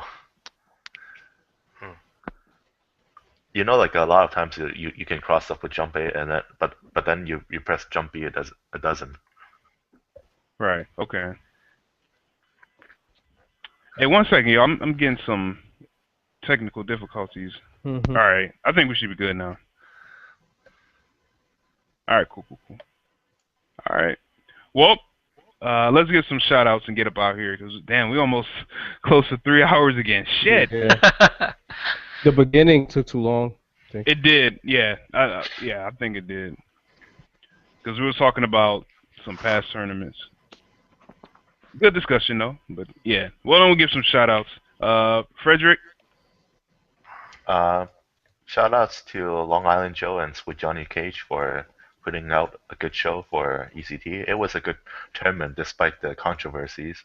Everything was smooth. I had a lot of fun. There were a lot of casual setups for us. Like I actually stayed around for Sunday. Like I actually didn't even want to go. Like I went there last minute. I expected to leave the same day. Like expected to go home on Saturday, but ended up staying and actually had a lot more fun than I anticipated. So shout out to those guys, and I hope people still support them next year. Yeah. Don't let that I drama. don't care about. I don't care about the Capcom points or whatever. It is a good tournament, and they put on a good show every year, and people should support them. Like I don't think this is their fault. Someone requested a float and they gave in. Man, they're good. Like John and Joe are very good people, man. And like, Yeah, they are good guys, and we should support them. yeah, I'll still go, even if I play the Capcom game next year. Yeah, I don't care. I'll go. Okay. All right. Cool. James Jr. Shout outs. Shout outs Midwest KOF, Chicago KOF, Ohio, Minnesota, Indiana, Kansas City, Iowa, Omaha. I think that's it. And family, shouts to family and shouts to moms. Okay. Cool. Sounds good. Malik, shout outs.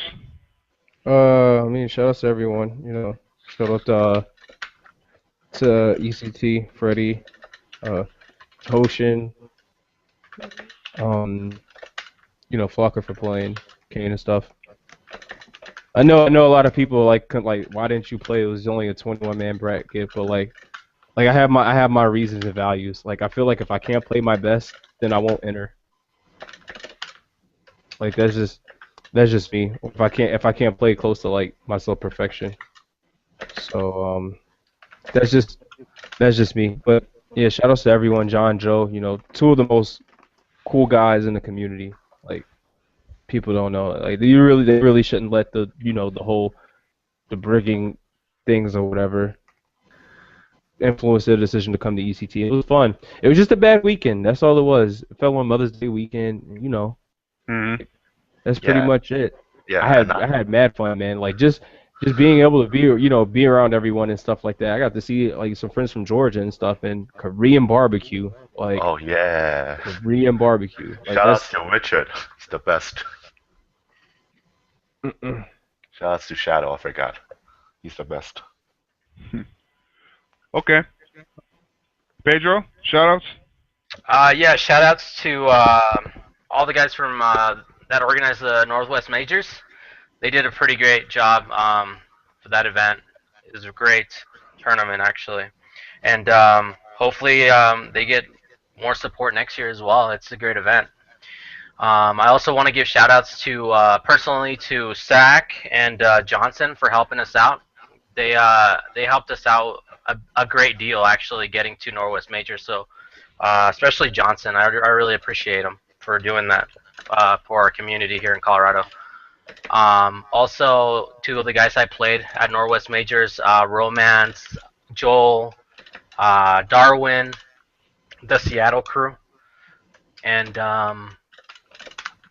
all the players from Steam, and just everyone that plays KOF. Shout outs to all those guys. All right, cool. So, Chris, shoutouts. Shout outs to my to everyone listening and everyone who plays KOF. All right, cool. That was the quickest shoutouts ever, man. That's all right. That's a dope. All right, y'all. Shoutouts. Oh man, shoutouts to everybody in our stream network, all our other KOF sites that we're in cahoots with, our fellow brethren like Orochinaji, I Play Winner, Signed by R, a couple other sites that names escape me at the moment, but Cafe Ed stuff. Oh yeah, Cafe Ed. Oh yeah, shouts out to all these cats, Team Chaos, as you see on the screen. Shout outs to Kings of Co, Zero Black from Chile, SLR Rosarito, FM Sway, the Kings of Online. Shout outs to these shirts that you can purchase at a cheap price. Shout outs to people in Seattle holding a great tournament. People in Mexico, Hymania. Check out the archives if you could. ECT. People that went out there. Shout outs to our Chicago crew. Good tournament up in Ignition. Oh yeah, big ups to Team Stickbug. UFGT. Oh, yo, that's next week. I just realized it's next week. Yeah. Okay. All right. May Yep. 23rd, 25th. Also Japanawa, check that out as well. Bloodbath and Beyond, June 14th, 15th. In Iowa, I'm going to be there. James, are y'all thinking about going? Yeah, I think Okay. 'Cause Mario's I thought- asking if there's like a pot bonus. So Yeah, Mario I might was going come to say too, that, so- man. I was going to say that, dude. I was like, Oh, I'm good if Mario comes then, because then I don't have to drive. Oh, So. okay. Okay. Oh yeah, CEO, June 27th, 29th, Orlando, Florida, and then Evo.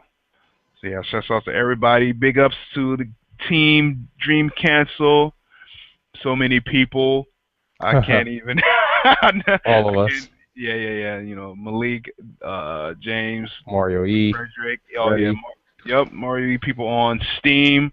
I lost count. People like Flexo, King of Bombs, Jenny Cage, Macro Beast.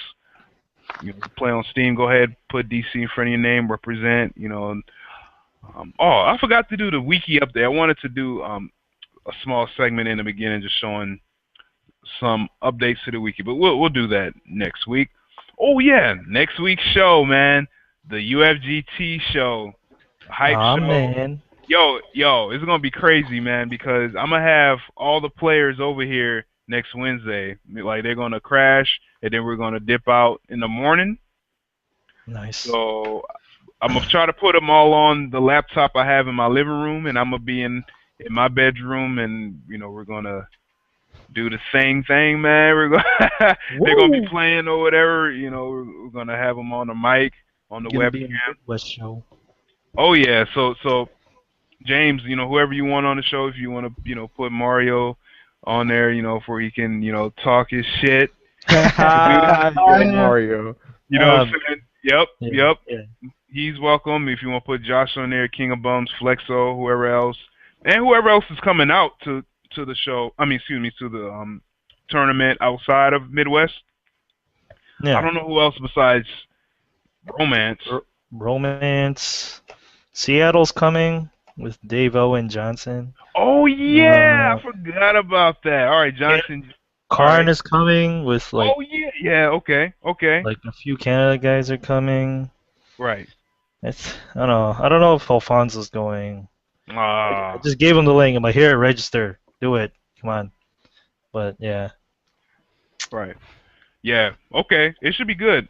But yeah, we should have a good show, man. We're gonna have mad people on there, man. Yeah. So yeah, we're gonna talk about UFGT and like the history of the tournament, of the past KOF tournaments and stuff, and things that's gonna happen hopefully at this last one. So it's gonna go out in style. But yo, we're gonna hype it up next week. So tune in. Next week is gonna be a very, very good show. Can't wait. And I think that's about it. So yeah, thanks everybody for watching.